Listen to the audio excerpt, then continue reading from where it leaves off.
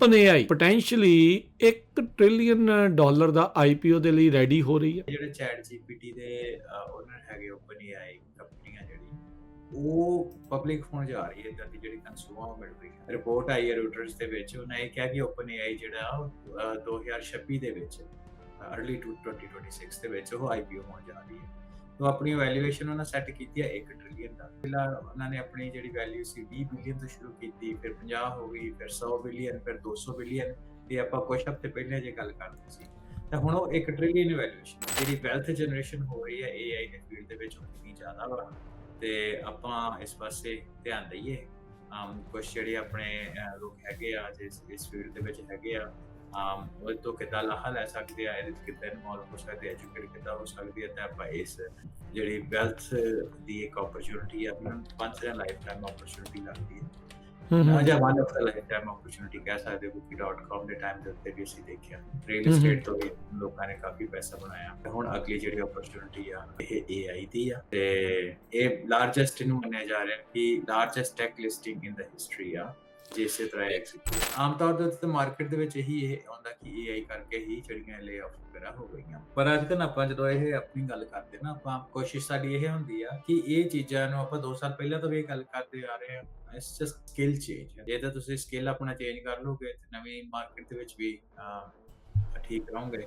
ਹਾਂਜੀ, ਸਕਿੱਲ ਆਪਣਾ ਨਹੀਂ ਚੇਂਜ ਕਰਦੇ ਤੇ ਆਫ ਕੋਰਸ ਜਿਹੜੇ ਲੇ ਆਫ ਵਗੈਰਾ ਜੋ ਵੀ ਹੁੰਦੇ ਆ ਉਹਦਾ ਤੁਸੀਂ ਹਿੱਸਾ ਬਣਦੇ। ਸੋ ਅਡਾਪਸ਼ਨ ਜੇ ਤੁਸੀਂ ਕੀਵਰਡ ਵੇਖਣਾ ਹੋਏ ਤਾਂ ਇਹੀ ਹੈ ਕਿ ਅਡਾਪਸ਼ਨ ਜਿਹੜੀ ਹੈ AI ਦੀ ਬਹੁਤ ਜ਼ਿਆਦਾ ਹੋ ਰਹੀ ਹੈ। ਕਹਿੰਦੇ ਵੀ ਮੈਂਟਲ ਹੈਲਥ ਐਕਸਪਰਟਸ ਦੀ ਹੁਣ ਕਾਫੀ ਜ਼ਿਆਦਾ ਰਾਏ ਜਿਹੜੀ ਉਹ ਲਈ ਜਾ ਰਹੀ ਆ, ਸੇਫਟੀ ਓਵਰਹਾਲ ਕੀਤਾ ਗਿਆ ਆ, ਟ੍ਰੇਨਿੰਗਸ ਜਿਹੜੀਆਂ ਉਹ ਮਿਲ ਰਹੀਆਂ ਆ ਮੈਂਟਲ ਹੈਲਥ ਐਕਸਪਰਟਸ ਨੂੰ, ਜਿਹੜਾ ਉਹ ਲੈ ਕੇ ਚੈਟ ਜੀਪੀਟੀ ਨੂੰ ਸਿਖਾਇਆ ਜਾ ਰਿਹਾ ਆ। ਸੋ ਆਪਾਂ ਨੂੰ ਪਤਾ ਸੁਸਾਈਡ ਲਈ ਪ੍ਰੇਰਿਤ ਕਰਨ ਵਾਲੀਆਂ ਜਿਹੜੀਆਂ ਗੱਲਾਂ, ਮੈਂਟਲ ਹੈਲਥ ਡਿਸਆਰਡਰਸ, ਉਹਦੀਆਂ ਜਿਹੜੀਆਂ ਉਹ ਚੀਜ਼ਾਂ ਕਾਫੀ ਜ਼ਿਆਦਾ ਸਾਹਮਣੇ ਆ ਰਹੀਆਂ। ਟੈਕਨੋਲੋਜੀ ਦਾ ਇੱਕ ਸਭ ਤੋਂ ਭੈੜਾ ਸਾਈਡ ਇਫੈਕਟ ਸਮਾਜ ਦੇ ਉੱਤੇ ਤੇ ਲੋਕਾਂ ਦੇ ਉੱਤੇ ਇਹ ਚੀਜ਼ ਤਾਂ ਹੈਗੀ ਆ। ਸੋ ਉਹਨੂੰ ਸੁਧਾਰਨ ਲਈ ਕਾਫੀ ਟ੍ਰੇਨਿੰਗਸ ਜਿਹੜੀਆਂ ਕੀਤੀਆਂ ਜਾ ਰਹੀਆਂ। ਕਿਉਂ ਜ਼ਰੂਰੀ ਆ ਸੋਸ਼ਲ ਮੀਡੀਆ ਤੇ ਇਹਨਾਂ ਸਾਰੀਆਂ ਚੀਜ਼ਾਂ ਦਾ ਆਪਣੇ ਦਿਮਾਗ ਦੇ ਉੱਤੇ ਅਸਰ ਨਾ ਪਵੇ, ਇਦਾਂ ਦੀ ਚੀਜ਼ ਦੀ ਜ਼ਰੂਰਤ ਕਿਉਂ ਆ? ਇਹ ਜਿਹੜਾ ਡਿਜੀਟਲ ਵਰਲਡ ਆ ਉਹ ਰੀਅਲ ਵਰਲਡ ਦੀ ਰਿਪਲੇਸਮੈਂਟ ਰਤ ਦੇ ਵਿੱਚ ਜਿਹੜੀ ਚੀਜ਼ਾਂ ਵਸਦੀਆਂ, ਪੀਪਲ ਟੂ ਪੀਪਲ ਇੰਟਰੈਕਸ਼ਨ, ਸਾਡੀ ਸਾਂਝਾਂ, ਸਾਡੀ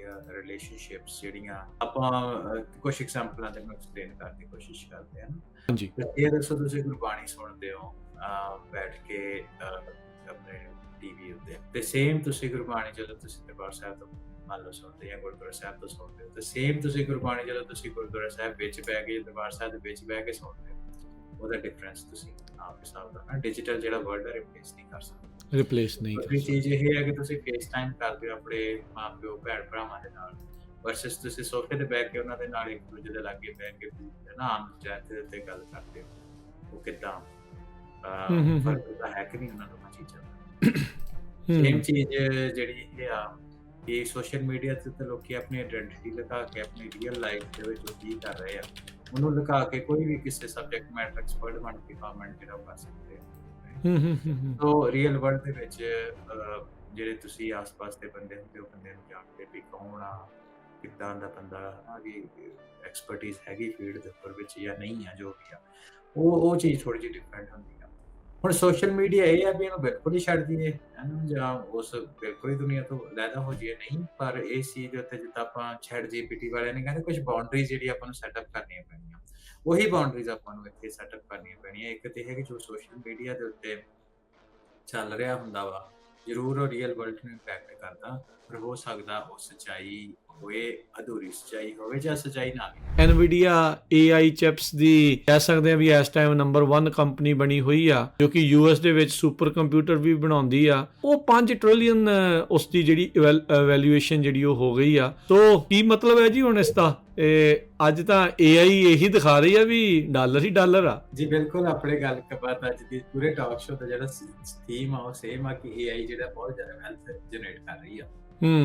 NVIDIA ਨੇ ਨਾ ਇਨੋਵੇਟਿਵ ਆਈਡੀਆਜ਼ ਰੱਖੇ ਆ ਬਹੁਤ ਜ਼ਿਆਦਾ, ਪਰ ਉਹਨੇ ਆਪਣਾ ਫੀਲਡ ਨਹੀਂ ਛੱਡਿਆ ਹਨਾ। ਸਾਨੂੰ ਜਿਸ ਸਰੋਤੇ ਜਿਹੜੇ ਜਾਂ ਵਿਊਅਰਸ ਜਿਹੜੇ NVIDIA ਤੋਂ ਪੁਰਾਣੇ ਜਾਣਕਾਰ ਹੋਣਗੇ, 2013-14 ਦੇ ਟਾਈਮ ਫਰੇਮ ਵਿੱਚ ਉਹਨਾਂ ਦੇ ਇਦਾਂ ਹੀ ਰੈਲੀ ਹੋਈ ਸੀ।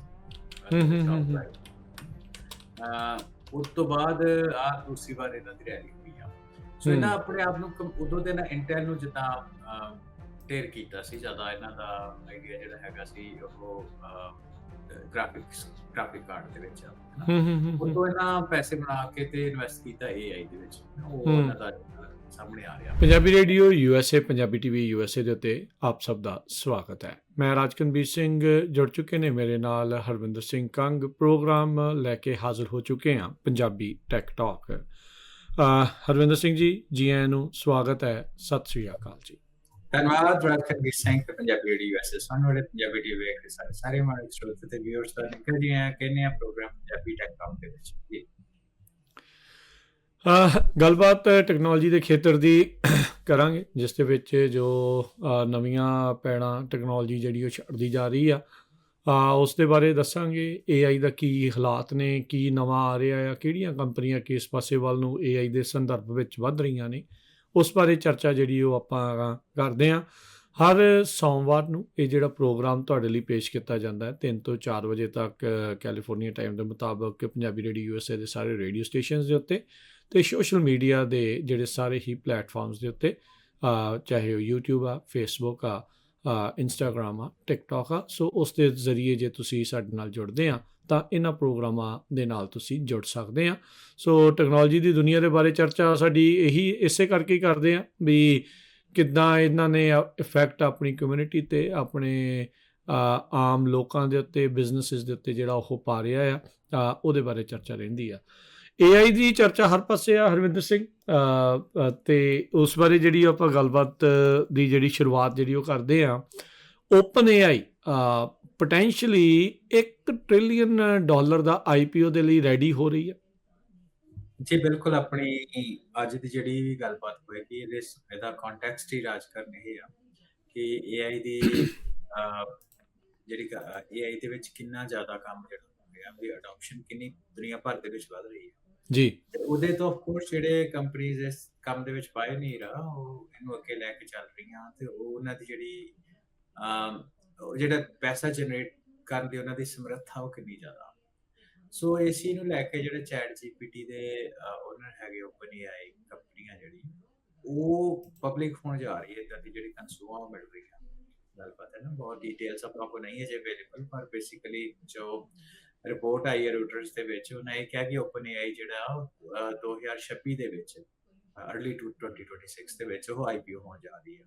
तो अपनी वैल्यूएशन उन्होंने सैट की थी $1 ट्रिलियन। ਸੋ ਅੱਜ ਆਪਾਂ ਆਪਣੇ ਟਾਕ ਸ਼ੋ ਵਿੱਚ ਇਹ ਦੇਖਿਆ ਕਿ ਪਹਿਲਾਂ ਉਹਨਾਂ ਨੇ ਆਪਣੀ ਜਿਹੜੀ ਵੈਲਿਊ ਸੀ 20 ਬਿਲੀਅਨ ਤੋਂ ਸ਼ੁਰੂ ਕੀਤੀ, ਫਿਰ 50 ਹੋ ਗਈ, ਫਿਰ 100 ਬਿਲੀਅਨ, ਫਿਰ 200 ਬਿਲੀਅਨ, ਤੇ ਆਪਾਂ ਕੁਝ ਹਫ਼ਤੇ ਪਹਿਲਾਂ ਜੇ ਗੱਲ ਕਰਦੇ ਸੀ ਤਾਂ ਹੁਣ ਉਹ 1 ਟ੍ਰਿਲੀਅਨ ਵੈਲਿਊਏਸ਼ਨ ਹੋ ਰਹੀ ਹੈ। ਸੋ ਇਹ ਦੇਖੋ ਕਿ ਜਿਹੜੇ ਅਰਲੀ ਇਨਵੈਸਟਰ ਹੋਣਗੇ, ਮੈਂ ਜਿਹੜੀ ਗੱਲ ਪਹਿਲਾਂ ਵੀ ਦੱਸਦਾ ਹੁੰਦਾ ਸੀ ਕਿ ਇਹਨੇ ਸੰਭਾਵਨਾਵਾਂ ਵੀ ਬਹੁਤ ਵਧਾਉਣੀਆਂ ਤੇ ਵੈਲਥ ਵੀ ਬਹੁਤ ਜਨਰੇਟ ਕਰਨੀ ਹੈ। ਤੇ ਉਹਦੀ ਐਗਜ਼ਾਮਪਲ ਤਾਜ਼ਾ ਮਿਸਾਲ ਦੇ ਸਾਹਮਣੇ ਜੀ ਕਿ ਕਿਸੇ ਬੰਦੇ ਨੇ ਜੇ ਓਪਨ AI ਦੇ ਵਿੱਚ ਇਨਵੈਸਟ ਕੀਤਾ ਹੋਊਗਾ 2023 ਦੇ ਵਿੱਚ, ਆਫ ਕੋਰਸ ਪਬਲਿਕ ਨਹੀਂ ਹੈਗੀ, ਪ੍ਰਾਈਵੇਟ ਫੰਡਸ ਹੁੰਦੇ ਆ, ਪ੍ਰਾਈਵੇਟਲੀ ਜਿਹੜੀ ਕੰਪਨੀਆਂ ਜਾਂ ਜਿਹੜੇ ਲੋਕਾਂ ਨੇ ਇਨਵੈਸਟ ਕੀਤਾ ਹੋਊਗਾ, ਉਹ ਬਿਲੀਅਨਸ ਆਫ ਡਾਲਰ ਜਿਹੜੇ ਉਹਨਾਂ 2 ਸਾਲਾਂ ਦੇ ਵਿੱਚ ਬਿਲੀਅਨਰ ਕਿੰਨੇ ਇਹਦੇ ਤੋਂ ਬਣ ਗਏ, ਤੁਸੀਂ ਆਪ ਹਿਸਾਬ ਲਾਓ। ਜੇ $1 ਟ੍ਰਿਲੀਅਨ ਦੀ ਵੈਲਿਊਏਸ਼ਨ ਹੁੰਦੀ ਤਾਂ ਸਾਡੇ ਸਾਰਿਆਂ ਦੇ ਸਾਹਮਣੇ ਇਹ ਆ ਕਿ $5 ਟ੍ਰਿਲੀਅਨ ਤੱਕ NVIDIA ਪਹੁੰਚ ਗਈ ਆ। ਇਹ ਮੇਰਾ ਨਿੱਜੀ ਜੋ ਮੈਨੂੰ ਲੱਗਦਾ ਜਿਸ ਹਿਸਾਬ ਦੇ ਨਾਲ ਚੱਲ ਰਹੀ ਹੈ, ਆਫ ਕੋਰਸ ਫਾਈਨੈਂਸ਼ੀਅਲ ਐਡਵਾਈਸ ਨਹੀਂ ਹੈ, ਪਰ ਇਹ ਗੱਲ 1 ਟ੍ਰਿਲੀਅਨ ਤੇ ਨਹੀਂ ਲੱਗਣੀ, ਇਹ ਤੋਂ ਵੀ ਗਾਂ ਜਾਊ। ਪਰ ਚਲੋ ਉਹ ਜਿਹੜੀ ਆਪਣੀ ਵੈਲਿਊਏਸ਼ਨ ਉਹ ਤਾਂ ਪਬਲਿਕ ਦੇ ਸੈਂਟੀਮੈਂਟ ਉਹਨਾਂ ਦੇਖਦੇ ਆ, ਪਬਲਿਕ ਠੀਕ ਹੈ। ਪਰ 2026 ਦੇ ਵਿੱਚ $1 ਟ੍ਰਿਲੀਅਨ ਜਿਹੜੇ ਆ ਉਹਦੀ ਵੈਲਿਊਏਸ਼ਨ ਕੈਪ ਲੈ ਕੇ ਚੱਲ ਰਹੀ ਹੈ। ਸੋ ਆਪਾਂ ਵੀ ਗੱਲਬਾਤ ਕੀਤੀ ਥੋੜੇ ਦਿਨ ਪਹਿਲਾਂ, ਕੁਝ ਹਫ਼ਤੇ ਪਹਿਲਾਂ, ਕਿ ਉਹਦਾ ਮਾਈਕਰੋਸਾਫਟ ਦੇ ਨਾਲ ਕੁਝ ਰੱਟਾ ਪਿਆ ਸੀ। ਮਾਈਕਰੋਸਾਫਟ ਨੇ ਉਹਨਾਂ ਨੂੰ ਮਨਜ਼ੂਰੀ ਦੇ ਦਿੱਤੀ ਆ। ਤੋਂ ਬਾਅਦ ਔਨ ਟਾਪ ਆਫ ਇਟ ਜਿਹੜੇ ਕੈਲੀਫੋਰਨੀਆ ਅਟਾਰਨੀ ਜਨਰਲ ਹੈਗੇ ਆ, ਉਹਨਾਂ ਨੇ ਮੈਨੂੰ ਟ੍ਰਾਂਜੀਸ਼ਨ ਕਰਨ ਦੀ ਹਰੀ ਝੰਡੀ ਦੇ ਦਿੱਤੀ ਹੈ ਕਿ ਨਾਨ ਪ੍ਰੋਫਿਟ ਐਡਿਟਸ ਦਾ ਫਾਰ ਪ੍ਰੋਫਿਟ ਜਾ ਰਹੀ ਹੈ। ਤੇ ਉਹਦੇ ਕਰਕੇ ਇਹ ਆ ਕਿ ਜਿਹੜਾ ਇਹਦੇ ਵਿੱਚ ਹੁਣ ਇਹਦੇ ਸਾਰੇ ਜਿਹੜੇ ਰਾਹ ਰਸਤੇ ਉਹ ਬਦਲੇ ਹੋ ਗਏ ਆ ਕਿ 2026 ਦੇ ਵਿੱਚ ਇਹ ਕੰਪਨੀ ਪਬਲਿਕ ਜਾਊਗੀ। ਸੋ ਆਪਣੀ ਗੱਲਬਾਤ ਰਾਜਕਾਰਨ ਕਰਨ ਦਾ ਮਤਲਬ ਇੱਥੇ ਇਹ ਆ ਕਿ ਜਿਹੜੀ ਵੈਲਥ ਜਨਰੇਸ਼ਨ ਹੋ ਰਹੀ ਹੈ AI ਦੇ ਫੀਲਡ ਦੇ ਵਿੱਚ ਉਹ ਕਿੰਨੀ ਜ਼ਿਆਦਾ ਵਾ, ਤੇ ਆਪਾਂ ਇਸ ਪਾਸੇ ਧਿਆਨ ਦਈਏ। ਕੁਝ ਜਿਹੜੇ ਆਪਣੇ ਲੋਕ ਹੈਗੇ ਆ ਇਸ ਫੀਲਡ ਦੇ ਵਿੱਚ ਹੈਗੇ ਆ, ਉਹ ਤੋਂ ਕਿੱਦਾਂ ਲਾਹਾ ਲੈ ਸਕਦੇ ਆ, ਇਹਦੇ ਕਿੱਦਾਂ ਇਨਵੋਲਵ ਹੋ ਸਕਦੇ, ਐਜੂਕੇਟ ਕਿੱਦਾਂ ਹੋ ਸਕਦੀ ਹੈ, ਤੇ ਆਪਾਂ ਇਸ ਜਿਹੜੀ ਵੈਲਥ ਦੀ ਇੱਕ ਓਪਰਚੁਨਿਟੀ ਆ ਮੈਨੂੰ ਵਨਸ ਇਨ ਲਾਈਫ ਟਾਈਮ ਓਪਰਚੁਨਿਟੀ ਲੱਗਦੀ ਹੈ ਜਾਂ one of the life time opportunity ਕਹਿ ਸਕਦੇ ਹੋ ਕਿਉਂਕਿ .com ਦੇ ਟਾਈਮ ਦੇ ਉੱਤੇ ਵੀ ਅਸੀਂ ਦੇਖਿਆ ਰੀਅਲ ਏਸਟੇਟ ਤੋਂ ਵੀ ਲੋਕਾਂ ਨੇ ਕਾਫੀ ਪੈਸਾ ਬਣਾਇਆ ਤੇ ਹੁਣ ਅਗਲੀ ਜਿਹੜੀ ਓਪਰਚੁਨਿਟੀ ਆ ਇਹ AI ਦੀ ਆ ਤੇ ਇਹ ਲਾਰਜੈਸਟ ਇਹਨੂੰ ਮੰਨਿਆ ਜਾ ਰਿਹਾ ਕਿ ਲਾਰਜੈਸਟ ਟੈਕ ਲਿਸਟਿੰਗ ਇਨ ਦਾ ਹਿਸਟਰੀ ਆ ਜਿਸੇ ਤਰ੍ਹਾਂ ਐਗਜ਼ੀਕਿਊਟ ਇਹਦਾ ਸਿਗਨੀਫੀਕੈਂਸ ਕੀ ਆ ਮਤਲਬ ਸਿੱਧੀ ਕੰਪਨੀ $1 trillion ਦੀ ਜਿਹੜੀ ਉਹਦਾ IPO ਹੋਣਾ ਦੈਟ ਸਮਥਿੰਗ ਹਿਊਜ ਕੋਈ ਵਕਤ ਸੀਗਾ $1 trillion ਦੀ ਕੰਪਨੀ ਬਣਨਾ ਕਿੱਡਾ ਕੋਈ ਅਜੇ ਵੀ ਕੋਈ ਖਾਲਾ ਜੀ ਦਾ ਵਾੜਾ ਨਹੀਂ ਆ ਬਹੁਤ ਔਖਾ ਜਿਹੜਾ ਉਹ ਕੰਮ ਆ IPO ਤੁਹਾਡਾ $1 trillion ਤੇ ਹੋਣਾ ਕੀ ਇਹ ਸਿਗਨੀਫਾਈ ਕੀ ਕਰ ਰਿਹਾ ਕੀ ਇਹਦੀ ਅਹਿਮੀਅਤ ਕਿੱਦਾਂ ਹੈ ਸਿਗਨੀਫਾਈ ਤੇ ਸਟ੍ਰੇਟ ਫਾਰਵਰਡ ਹੀ ਨਾ ਆਪਾਂ ਆਪਣੀ ਗੱਲਬਾਤ ਕਰਦੇ ਆ ਕਿ ਨਵੀਂ ਟੈਕਨੋਲੋਜੀ ਆ ਨਵੀਂ ਟੈਕਨੋਲੋਜੀ ਨੇ ਦੁਨੀਆ ਚੇਂਜ ਕਰ ਦਿੱਤੀ ਜਿਹੜੀ ਕਿ ਆਲਰੇਡੀ ਕਰ ਰਹੀ ਹੈ ਪਿਛਲੇ 2-3 ਸਾਲ ਵਿੱਚ ਅਸੀਂ ਇਹਦੇ ਪ੍ਰਭਾਵ ਜਿਹੜੇ ਦੇਖੇ ਆ ਕਿਉਂਕਿ ਜੇ ਤੁਸੀਂ ਇਹਦੀ ਡਿਟੇਲਸ ਦੇ ਵਿੱਚ ਵੀ ਜਾਓ ਕਿ ਜਿਹੜੀ ਇਨਫੋਰਮੇਸ਼ਨ ਰੂਟਰਸ ਨੇ ਆਪਾਂ ਨੂੰ ਪਬਲਿਕ ਕੀਤੀ ਆ ਉਹਦੇ ਵਿੱਚ ਕਿਉਂ ਕਹਿ ਰਹੇ ਆ ਕਿ ਆਪਾਂ ਨੂੰ $1 trillion ਦੀ ਸਾਡੀ ਵੈਲਿਊਏਸ਼ਨ ਆ ਉਹਨਾਂ ਦੀ ਸਟੋਰੀ ਆ ਕਿ ਕਿੰਨੇ ਸਾਲਾਂ ਤੋਂ ਸਾਡੀ ਰੈਪਿਡ ਯੂਜ਼ਰ ਗਰੋਥ ਹੋ ਰਹੀ ਹੈ ਆਪਾਂ hundreds of million ਲੋਕੀ ਜਿਹੜੇ ਆ ਉਹ ਚੈਟ GPT ਗੱਲਾਂ ਵਰਤਦੇ ਆ ਤੇ ਉਹਦੀ ਦੂਸਰੀ ਗੱਲ ਹੈ ਐਂਟਰਪ੍ਰਾਈਜ਼ ਅਡਾਪਸ਼ਨ ਇਹ ਦੋ ਨਾ ਸਟੇਟਮੈਂਟਸ ਦਿੱਤੀਆਂ ਸੋ ਦਾ ਮਤਲਬ ਕੀ ਆ ਕਿ ਬਹੁਤ ਜ਼ਿਆਦਾ ਲੋਕ ਜਿਹੜੇ ਆ ਉਹ AI ਨੂੰ ਆਪਣੀ ਜ਼ਿੰਦਗੀ ਦੇ ਵਿੱਚ ਵਰਤ ਰਹੇ ਆ ਤੇ ਬਹੁਤ ਜ਼ਿਆਦਾ ਜਿਹੜੇ ਕੰਪਨੀਆਂ ਆ ਉਹ AI ਨੂੰ ਵਰਤ ਕੇ ਜਿਹੜਾ ਆਪਣਾ ਇਨਫਰਾਸਟ੍ਰਕਚਰ ਉਹਨੂੰ AI ਨੂੰ ਉਸ ਇਨਫਰਾਸਟ੍ਰਕਚਰ ਦੇ ਵਿੱਚ ਲਿਆ ਰਹੇ ਆ ਤੇ ਆਪਣੀ ਜਿਹੜੀ ਗਰੋਥ ਆ ਉਹਨੂੰ ਵਧਾ ਰਹੇ ਆ ਆਪਟੀਮਾਈਜ਼ ਕਰ ਰਹੇ ਆ ਸੋ ਬੇਸਿਕਲੀ ਐਂਟਰਪ੍ਰਾਈਜ਼ ਲੈਵਲ ਦੇ ਉੱਤੇ ਲੋਕੀ ਤਾਂ ਹੀ ਉਹਨੂੰ ਇੰਪਲੀਮੈਂਟ ਕਰਨਗੇ ਨਾ ਜੇ ਉਹਨਾਂ ਦੇ 4 ਪੈਸੇ ਬਚਦੇ ਹੋਣਗੇ ਜਾਂ ਉਹਨਾਂ ਦੇ ਗਰੋਥ ਹੋਊਗੀ ਫਰਦਰ ਉਹਨਾਂ ਦੇ ਇੰਟਰਸਟ ਹੈਗੇ ਆ ਸੋ ਇਹਦੇ ਤੋਂ ਤੁਸੀਂ ਇਹ ਹਿਸਾਬ ਲਾਓ ਜਿਹੜੀ ਅੱਜ ਕੱਲ੍ਹ ਅਸੀਂ ਲੇ ਆਫ ਵਗੈਰਾ ਦੇਖ ਰਹੇ ਹਾਂ ਆਮ ਤੌਰ ਦੇ ਉੱਤੇ ਮਾਰਕੀਟ ਦੇ ਵਿੱਚ ਇਹੀ ਇਹ ਆਉਂਦਾ ਕਿ AI ਕਰਕੇ ਹੀ ਜਿਹੜੀਆਂ ਲੇ ਆਫ ਵਗੈਰਾ ਹੋ ਗਈਆਂ ਪਰ ਅੱਜ ਕੱਲ੍ਹ ਆਪਾਂ ਜਦੋਂ ਇਹ ਆਪਣੀ ਗੱਲ ਕਰਦੇ ਨਾ ਆਪਾਂ ਕੋਸ਼ਿਸ਼ ਸਾਡੀ ਇਹ ਹੁੰਦੀ ਆ ਕਿ ਇਹ ਚੀਜ਼ਾਂ ਨੂੰ ਆਪਾਂ 2 ਸਾਲ ਪਹਿਲਾਂ ਤੋਂ ਵੀ ਇਹ ਗੱਲ ਕਰਦੇ ਆ ਰਹੇ ਹਾਂ ਇਟਸ ਜਸਟ ਸਕਿੱਲ ਚੇਂਜ ਹੈ ਨਾ ਜੇ ਤਾਂ ਤੁਸੀਂ ਸਕਿੱਲ ਆਪਣਾ ਚੇਂਜ ਕਰ ਲੋਗੇ ਤੇ ਨਵੀਂ ਮਾਰਕੀਟ ਦੇ ਵਿੱਚ ਵੀ ਠੀਕ ਰਹੋਗੇ ਹਾਂਜੀ ਸਕਿੱਲ ਆਪਣਾ ਨਹੀਂ ਚੇਂਜ ਕਰਦੇ ਤੇ ਆਫ ਕੋਰਸ ਜਿਹੜੇ ਲੇ ਆਫ ਵਗੈਰਾ ਜੋ ਵੀ ਹੁੰਦੇ ਆ ਉਹਦਾ ਤੁਸੀਂ ਹਿੱਸਾ ਬਣ ਜਾਂਦੇ ਸੋ ਅਡਾਪਸ਼ਨ ਜੇ ਤੁਸੀਂ ਕੀਵਰਡ ਵੇਖਣਾ ਹੋਏ ਤਾਂ ਇਹੀ ਹੈ ਕਿ ਅਡਾਪਸ਼ਨ ਜਿਹੜੀ ਹੈ AI ਦੀ ਬਹੁਤ ਜ਼ਿਆਦਾ ਹੋ ਰਹੀ ਆ ਤੇਜ਼ੀ ਦੇ ਨਾਲ ਅਡਾਪਸ਼ਨ ਕਰਕੇ ਇਸ ਕੰਪਨੀ ਦੀਆਂ ਜਿਹੜੀ ਐਕਸਪੋਨੈਂਸ਼ੀਅਲ ਗਰੋਥ NVIDIA ਦੀ ਵੀ ਦੇਖ NVIDIA ਹਾਰਡਵੇਅਰ ਕੰਪਨੀ ਉਹਦੀ ਵੀ ਗਰੋਥ $5 trillion ਐਵਰ ਇਨ ਦਾ ਹਿਸਟਰੀ ਜਾਪਾਨ ਤੋਂ ਵੀ ਜ਼ਿਆਦਾ India the Puri GDP billions of ਲੋਕਾਂ ਦੇ ਜਿਹੜੇ ਹੈਗੇ ਆ ਇੱਕ ਕੰਟਰੀ ਆ ਉਹਦੀ ਪੂਰੀ GDP ਤੋਂ ਬਾਅਦ ਇੱਕ ਕੰਪਨੀ ਦੀ ਆਪਣੀ ਵੈਲਿਊਏਸ਼ਨ ਹੋ ਗਈ ਉਸ ਤੋਂ ਬਾਅਦ ਜਾਪਾਨ ਦੀ ਤੁਸੀਂ ਇਸ ਤਰ੍ਹਾਂ ਲਾ ਸਕਦੇ ਹੋ ਨਾ ਜਾਪਾਨ ਦੀ $4 trillion ਦੀ ਆ ਅਰਥ ਵਿਵਸਥਾ ਤੋਂ ਵੀ ਵੱਧ ਜਾਂਦੀ ਸੋ ਇਹ ਕੁਝ ਚੀਜ਼ਾਂ ਜਿਹੜੀਆਂ ਹੈਗੀਆਂ ਆਪਾਂ ਨੂੰ ਧਿਆਨ ਰੱਖਣ ਦੀ ਲੋੜ ਆ ਤੇ ਇਹਦੇ ਉੱਤੇ ਫੋਕਸ ਕਰਨ ਦੀ ਲੋੜ ਹੈ ਜਿਹੜਾ ਕਿ ਸਾਡੇ ਟਾਕ ਸ਼ੋ ਦਾ ਮਕਸਦ ਸੋ ਬਿਲਕੁਲ ਹਰਵਿੰਦਰ ਜੋ ਇਹ ਸਾਰੀਆਂ ਚੀਜ਼ਾਂ ਆਪਣੇ ਜਿਹੜੀਆਂ ਸਾਹਮਣੇ ਜਿਹੜੀਆਂ ਇਹ ਹੈਗੀਆਂ ਆ ਸੋ ਕਾਫੀ ਵੱਡੀ ਜਿੱਦਾਂ ਤੁਸੀਂ ਦੱਸਿਆ ਵੀ ਇਹਦੀ ਸਿਗਨੀਫੀਕੈਂਸ ਆ ਆਪਾਂ ਥੋੜੇ ਦਿਨ ਪਹਿਲਾਂ ਵੀ ਇਹ ਗੱਲ ਕੀਤੀ ਇਹ ਬੱਬਲ ਤਾਂ ਨਹੀਂ ਹੈ ਨਾ ਕੀ ਕਹਿ ਸਕਦੇ ਹਾਂ ਰਾਜਕਰਨ ਬੱਬਲ ਜਿਹੜੀ ਹੈ ਨਾ ਆਪਾਂ ਥੋੜੇ ਜਿਹੇ ਤੇ ਆਪਾਂ ਟਾਈਮ ਲਾਂਗੇ ਇਸ ਗੱਲ ਦੇ ਪਹਿਲੀ ਚੀਜ਼ ਹੈ ਕਿ ਮਾਰਕੀਟ ਨੂੰ ਕੋਈ ਪ੍ਰੋਡਕਟ ਨਹੀਂ ਕਰ ਸਕਦਾ ਮੈਂ ਵੀ ਨਹੀਂ ਕਰ ਸਕਦਾ ਕੋਈ ਵੀ ਨਹੀਂ ਕਰ ਸਕਦਾ ਸੋ ਬਬਲ ਹੈਗਾ ਜਾਂ ਨਹੀਂ ਹੈਗਾ ਤੇ ਉਹ ਜਿਹੜੀ ਗੱਲ ਆ ਉਹ ਤੇ ਆਪਾਂ ਫਿਊਚਰ ਵਾਸਤੇ ਛੱਡ ਦਿੰਦੇ ਪਰ ਕੀ ਹੈਗਾ ਆਪਾਂ ਉਹ ਗੱਲ ਕਰ ਲੈਂਦੇ ਇੱਕ ਇਦਾਂ ਦੀ ਟੈਕਨੋਲੋਜੀ ਜਿਹੜੀ ਚੇਂਜ ਕਰ ਗਈ ਹੈ ਨਾ ਤੇ ਉਹ ਤੇ ਸਾਨੂੰ ਸਾਹਮਣੇ ਦਿਖਦੀ ਆ ਹੁਣ ਮੈਂ ਨਾ ਬਾਰ-ਬਾਰ ਐਗਜ਼ਾਮਪਲ ਲੈਣਾ ਹੁਣ ਆਪਾਂ ਫਿਰ ਅੱਜ ਦੇ ਕੰਟੈਕਸਟ ਦੇ ਵਾਸਤੇ ਇਹਨੂੰ ਦੁਬਾਰਾ ਡਿਸਕਸ ਕਰ ਲੈਣੇ ਵੀ .com ਬਬਲ ਦੇ ਨਾਲ ਇਹਨੂੰ ਜੋੜਦੇ ਆ ਆਪਾਂ ਨਿਊਜ਼ ਵੀ ਕੀਤੀ ਸੀ ਕਿ .com ਬਬਲ ਦੇ ਤਕਰੀਬਨ 17 ਗੁਣਾ ਇਹ ਬਬਲ ਜਿਹੜਾ ਮੰਨਿਆ ਜਾ ਰਿਹਾ ਸੋ ਉਹ ਹੈਗੇ ਇਨਫਲੇਟਡ ਵੈਲਿਊਏਸ਼ਨਸ ਚੀਜ਼ਾਂ ਦੀਆਂ ਹੈਨਾ ਉਹ ਜਿਹੜੀ ਆ ਉਹਨੂੰ ਪ੍ਰੈਡਿਕਟ ਕਰਨਾ ਬਹੁਤ ਔਖਾ ਕੋਈ ਨਹੀਂ ਮੈਨੂੰ ਲੱਗਦਾ ਪ੍ਰੈਡਿਕਟ ਇਨਫਲੇਟਡ ਵੈਲਿਊਜ਼ ਨੂੰ ਇਨਫਲੇਟਡ ਵੈਲਿਊਏਸ਼ਨ ਹੈ ਕਿ ਨਹੀਂ ਉਹ ਤਾਂ ਆਉਣ ਵਾਲੇ ਟਾਈਮ 'ਚ ਹੀ ਪਤਾ ਲੱਗੂਗਾ ਪਰ ਆਪਾਂ ਜੇ ਗੱਲ ਕਰੀਏ ਟੈਕਨੋਲੋਜੀ ਹੈ ਕਿ ਨਹੀਂ ਉਹ ਸਾਡੇ ਸਾਹਮਣੇ ਹੈ ਉਹ ਤਾਂ ਹੈ ਨਾ .com ਬਬਲ ਤੋਂ ਬਾਅਦ ਜੇ ਬਹੁਤ ਜ਼ਿਆਦਾ ਜਿਹੜੀ ਕੰਪਨੀਆਂ ਉਹ ਖਤਮ ਹੋ ਗਈਆਂ ਸੀ ਬਹੁਤ ਜ਼ਿਆਦਾ ਰਿਸੈਸ਼ਨ ਆ ਗਿਆ ਪਰ ਕੀ ਇੰਟਰਨੈਟ ਜਿਹੜਾ ਉਹ ਖਤਮ ਨਹੀਂ ਉੱਥੇ ਹੀ ਹੈ AI ਦੀ ਇਨਫਲੇਟਡ ਵੈਲਿਊਏਸ਼ਨ ਤਾਂ ਜ਼ਰੂਰ ਹੋ ਸਕਦੀ ਆ ਪਰ AI ਮੈਂ ਇਨਵੈਸਟ ਹੂੰ। ਅੱਛਾ, ਮੈਂ ਇੱਕ ਬਿਜ਼ਨਸ ਇਨਸਾਈਡਰ ਦਾ ਆਰਟੀਕਲ ਪੜ੍ਹ ਰਿਹਾ ਸੀਗਾ, ਇੱਕ ਬੰਦਾ ਜਿਹੜਾ ਕਿ ਭਾਰਤੀ ਮੂਲ ਦਾ ਸੀਗਾ, ਕਹਿੰਦਾ ਮੈਂ ਮੈਟਾ ਲਈ ਵੀ ਕੰਮ ਕੀਤਾ, ਟਿਕਟੌਕ ਲਈ ਵੀ ਕੰਮ ਕੀਤਾ, ਮੈਨੂੰ ਇੰਟਰਵਿਊ ਨਹੀਂ ਸੀ ਮਿਲ ਰਹੀ। ਇੱਕ ਉਹਨੇ ਕਸਟਮ ਜੀਪੀਟੀ ਬਣਾਈ, 2 ਘੰਟੇ ਜਿਹਨੂੰ ਕਹਿੰਦਾ ਮੈਨੂੰ ਬਣਾਉਣ ਨੂੰ ਲੱਗੇ, ਤੇ ਮੈਨੂੰ ਕਹਿੰਦਾ ਟੌਪ ਦੀ ਜੌਬ ਮਿਲ ਗਈ ਉਸੇ ਵੇਲੇ ਪੇਪਾਲ ਦੇ ਵਿੱਚ। ਸੋ ਲਾਈਕ ਇਹ ਦੇਖੋ ਵੀ ਕਿੰਨਾ ਇਹ ਇਫੈਕਟਿਵ ਟੂਲ ਜਿਹੜਾ ਉਹ ਹੈਗਾ ਆ। ਲੋਕ ਇਕੱਲਾ ਇਹੀ ਨਹੀਂ ਵੀ ਆਪਾਂ ਕੱਲੀ ਵੈਲਥ ਜਨਰੇਸ਼ਨ ਨਹੀਂ, ਤੁਹਾਡੇ ਫਿਊਚਰ ਦੀ ਸਿਕਿਉਰਿਟੀ ਇਹਦੇ ਵਿੱਚ ਕਿੰਨੀ ਹੈ ਨਾਲ ਦੇ ਨਾਲ, ਜੇ ਤੁਸੀਂ ਉਸ ਤਰੀਕੇ ਨਾਲ ਕਰਦੇ ਹੋ। ਬਿਲਕੁਲ ਰਾਜਗੁਰੂ, ਇਹਦੇ ਵਿੱਚ ਕੋਈ ਦੋ ਰਾਮਾ ਨਹੀਂ। ਗੂਗਲ ਨੇ ਨਾ ਤੁਹਾਡੀ ਤੁਸੀਂ ਜਿਹੜੀ ਗੱਲ ਕਹੀ, ਗੂਗਲ ਨੇ AI ਸਟੂਡੀਓ ਲਾਂਚ ਕੀਤਾ, ਤੇ ਮੈਂ ਵੀਕਐਂਡ ਦੇ ਉੱਤੇ ਕੁਝ ਐਕਸਪੈਰੀਮੈਂਟੇਸ਼ਨ ਕਰਦਾ ਸੀ। ਹੂੰ aistudio.google.com ਦੇ ਉੱਤੇ ਜਾ ਕੇ ਸਾਡੇ ਸਰੋਤੇ ਤੇ ਵਿਊਅਰਸ ਵੀ ਕਰ ਸਕਦੇ ਹੋ। ਛੋਟਾ ਜਿਹਾ, ਮਹਿੰਗਾ ਨਹੀਂ ਹੈਗਾ, ਛੋਟਾ ਜਿਹਾ ਪੇਡ ਅਕਾਊਂਟ $20। ਤੇ ਉਹਦੇ ਨਾਲ ਤੁਸੀਂ ਰਾਜਗੁਰੂ ਐਪਲੀਕੇਸ਼ਨ ਕੋਈ ਵੀ ਡਿਵੈਲਪ ਕਰ ਸਕਦੇ ਇਨ ਮੈਟਰ ਆਫ 2 ਮਿੰਟਸ। ਰੀਅਲੀ? ਜੇ ਇੱਕ ਐਪਲੀਕੇਸ਼ਨ ਜਿਹੜੀ ਆ ਉਹਨੂੰ 2 ਮਹੀਨੇ ਲੱਗ ਜਾਂਦੇ ਡਿਵੈਲਪ ਕਰਦੇ ਆ ਵਿਦ ਐਕਸਪਰਟ ਯੂਜ਼ਰਸ। ਤੁਸੀਂ ਉਹਦੇ ਵਿੱਚ ਪ੍ਰੌਂਪਟ ਦੇ ਕੇ, ਤੁਸੀਂ ਉਹਦੇ ਵਿੱਚ ਉਹਨਾਂ ਦੇ ਟੂਲਸ ਨੂੰ ਕਾਲ ਕਰਕੇ ਉਹਦੇ ਵਿੱਚ ਸਿੰਪਲੀ ਉਹਨੂੰ ਕਹਿ ਵੀ ਹਾਂ ਵੀ ਮੈਂ ਐਪਲੀਕੇਸ਼ਨ ਬਣਾਉਣੀ ਆ ਕੁਝ ਕਰਨ ਦੇ ਵਾਸਤੇ, ਕੋਈ ਇੱਕ ਮੈਂ ਸੋ ਬੇਸਿਕਲੀ ਇਹ ਕਲਾਉਡ ਦਾ ਇਹਨਾਂ ਨੇ ਉਹ ਕੀਤਾ ਆ, ਜਿਹੜੀ ਇੱਕ ਜੈਮਨਾਈ ਬੇਸਡ ਆਪਣੀ ਐਪਲੀਕੇਸ਼ਨ ਹੈ, ਜਿਹੜੇ ਉਹਨਾਂ ਦਾ ਆਪਣਾ ਐਲਐਲ ਹੈ। ਓਕੇ, ਉਹਦੇ ਵਿੱਚ ਉਹ ਐਪਲੀਕੇਸ਼ਨ ਸਟੂਡੀਓ ਸਾਨੂੰ ਬਣਾ ਕੇ ਦੇ ਰਹੇ ਆ। ਕੋਰਸ ਫਰੰਟ ਐਂਡ ਹੀ ਉਹਦਾ ਜਨਰੇਟ ਕਰਦੇ, ਬੈਕ ਐਂਡ ਤੇ ਹੋਰ ਟਾਸਕ ਹੁੰਦਾ। ਪਰ ਗੱਲ ਇਹ ਹੈ ਕਿ ਤੁਸੀਂ ਕੁਝ ਸਿੰਪਲ ਕਲਿੱਕਸ ਦੇ ਉੱਤੇ ਨਾਨ ਟੈਕਨੀਕਲ ਨਾ, ਮੇਰਾ ਐਪਲੀਕੇਸ਼ਨ ਡਿਵੈਲਪਮੈਂਟ ਵਿੱਚ ਨਿੱਜੀ ਤੌਰ ਤੇ ਇੰਨਾ ਤਜਰਬਾ ਨਹੀਂ ਹੈਗਾ, ਪਰ ਮੈਂ ਕੁਝ ਪ੍ਰੌਂਪਟਸ ਦੇ ਨਾਲ ਵਿਦਿਨ ਮੈਟਰ ਆਫ 5 ਮਿੰਟਸ ਮੈਨੂੰ ਇੱਕ ਬਣਦੀ ਬਣਾਈ। ਕੀ ਬਣਾਤਾ? ਮੈਂ ਕੋਸ਼ਿਸ਼ ਕੀਤੀ ਸੀ ਕਿ ਜਿੱਦਾਂ ਮੈਂ ਕਿਸੇ ਨਾਲ ਕੋਈ ਆਦਾਨ ਪ੍ਰਦਾਨ ਕੋਈ ਚੀਜ਼ ਕਰਦੇ ਆ, ਵਿੱਚ ਵੀ ਕਹਿ ਲਓ ਰੈਸਟੋਰੈਂਟ, ਮੈਂ ਸਪੈਸੀਫਿਕਲੀ ਰੈਸਟੋਰੈਂਟ ਦੀ ਐਪ ਇੱਕ ਬਣਾਉਂਦਾ ਸੀ ਕਿ ਕੋਸ਼ਿਸ਼ ਕਰਨ ਵਾਸਤੇ, ਐਕਸਪੈਰੀਮੈਂਟ ਕਰਨ ਵਾਸਤੇ ਵੀ ਮੈਂ ਰੈਸਟੋਰੈਂਟ ਦੀ ਐਪ ਬਣਾਈ ਹੈ ਤੇ ਤੁਸੀਂ ਮੇਰੇ ਰੈਸਟੋਰੈਂਟ ਦਾ ਐਡਰੈਸ ਆ ਤੇ ਉਹਦੇ ਤੇ ਤੁਸੀਂ ਮੈਨੂੰ ਆਰਡਰ ਜਿਹੜਾ ਫੁਲਫਿਲਮੈਂਟ ਕਰ ਦਿਓ। ਤੇ ਉਹਨਾਂ ਜਿਹੜੀ ਮੇਰੀ ਆਰਡਰ ਫੁਲਫਿਲਮੈਂਟ ਉਹ ਕਰ ਦਿੱਤੀ, ਤੇ ਉਹਨੇ ਮੈਨੂੰ ਜਿਹੜਾ ਚੈਟਬੋਟ ਨੇ ਰਿਸਪੌਂਸ ਦੇ ਦਿੱਤਾ ਵੀ ਜੋ ਤੁਸੀਂ ਆਰਡਰ ਪਲੇਸ ਕੀਤਾ ਸੀ ਕਰ ਲਿਆ, your order will be ready in 15 minutes. ਇੱਕ ਲਾਈਵ ਜਿਹੜਾ ਬਣ ਗਿਆ ਵਿਦਿਨ 5 ਮਿੰਟਸ, ਉਹ ਜਿਹੜੀ ਐਪ ਬਣ ਗਈ ਹੈ। ਆਫ ਕੋਰਸ ਇਹ ਫਰੰਟ ਐਂਡ ਆ, ਬੈਕ ਐਂਡ ਦੇ ਉੱਤੇ ਮੈਂ ਅਜੇ ਨਹੀਂ ਕਹਿੰਦਾ ਵੀ ਫੁੱਲ ਫਲੈਸ਼ ਕਿਤੇ ਐਪ ਬਣ ਗਈ ਤੇ ਕੋਈ ਵੀ ਰੈਸਟੋਰੈਂਟ ਓਨਰ ਉਹਦੇ ਤੇ ਜਾ ਕੇ ਐਪਲੀਕੇਸ਼ਨ ਡਿਵੈਲਪ ਕਰਕੇ ਡਿਪਲੋਏ ਕਰ ਸਕਦਾ, ਨਹੀਂ ਇਦਾਂ ਦੀ ਅਜੇ ਨਹੀਂ। ਪਰ ਫਿਊਚਰ ਵਿੱਚ 2-3 ਸਾਲਾਂ ਨੂੰ ਜਿਹੜਾ ਫਿਊਚਰ ਉਹ ਇਹ ਦੇਖੇਗਾ।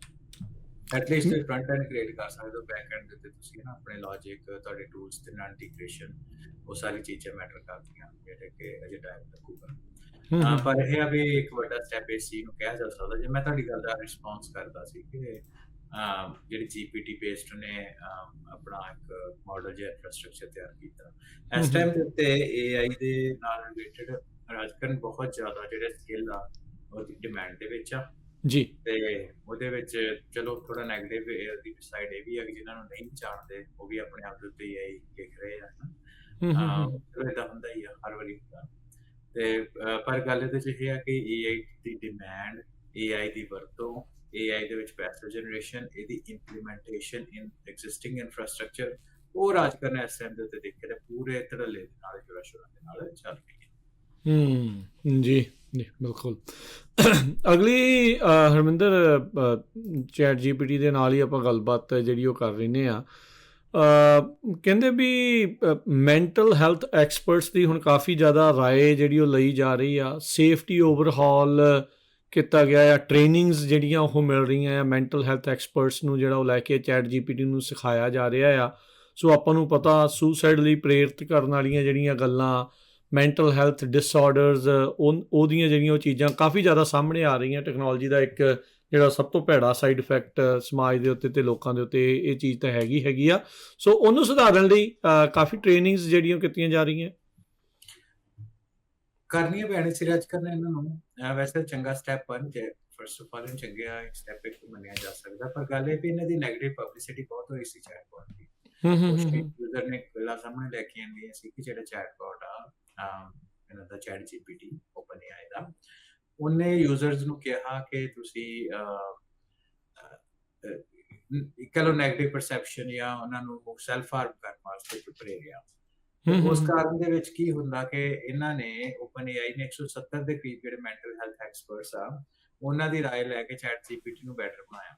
ਤੇ ਉਹਦੇ ਵਿੱਚ ਉਹਨਾਂ ਨੇ ਇਹ ਅਜੇ ਵੀ ਮੰਨਿਆ ਕਿ ਜਿਹੜੀ ਸਾਡੀ ਇੰਟਰਨਲ ਇਵੈਲੂਏਸ਼ਨ ਉਹ ਦੱਸਦੀ ਕਿ 65 ਤੋਂ ਲੈ ਕੇ 80% ਦੀ ਜਿਹੜੇ ਰਿਸਪੌਂਸਸ ਆ ਉਹ ਫੈਲ ਸ਼ਾਰਟ ਆਫ ਡਿਜ਼ਾਇਰਡ ਬਿਹੇਵੀਅਰ ਹੈ। ਅਭੀ ਟੈਕਨੀਕਲ ਤੇ ਡਿਪਲੋਮੈਟਿਕ ਦੀ ਟਰਮ ਕਹਿਣ ਦਾ ਮਤਲਬ ਇਹ ਆ ਵੀ ਜੋ ਉਹਨਾਂ ਨੂੰ ਰਿਸਪੌਂਸ ਚਾਹੀਦੇ ਸੀ ਉਹਦਾ ਦੇ ਉਹਨਾਂ ਨੂੰ ਰਿਸਪੌਂਸ ਨਹੀਂ ਮਿਲੇ। ਪਰ ਜਦੋਂ ਉਹਨਾਂ 170 ਦੇ ਕਰੀਬ ਮੈਂਟਲ ਹੈਲਥ ਐਕਸਪਰਟ ਲਾ ਕੇ ਆਪਣੇ ਮਾਡਲ ਨੂੰ ਟ੍ਰੇਨ ਕੀਤਾ ਤੇ ਉਹਨਾਂ ਦੀ ਜਿਹੜੇ ਉਸ ਅਨਡਿਜ਼ਾਇਰਡ ਰਿਜ਼ਲਟ ਸੀ ਉਹਨਾਂ ਦੀ 65 ਤੋਂ ਲੈ ਕੇ 80% ਦੀ ਰਿਡਕਸ਼ਨ ਜਿਹੜੀ ਆ ਉਹ ਰਾਜ ਕਰ।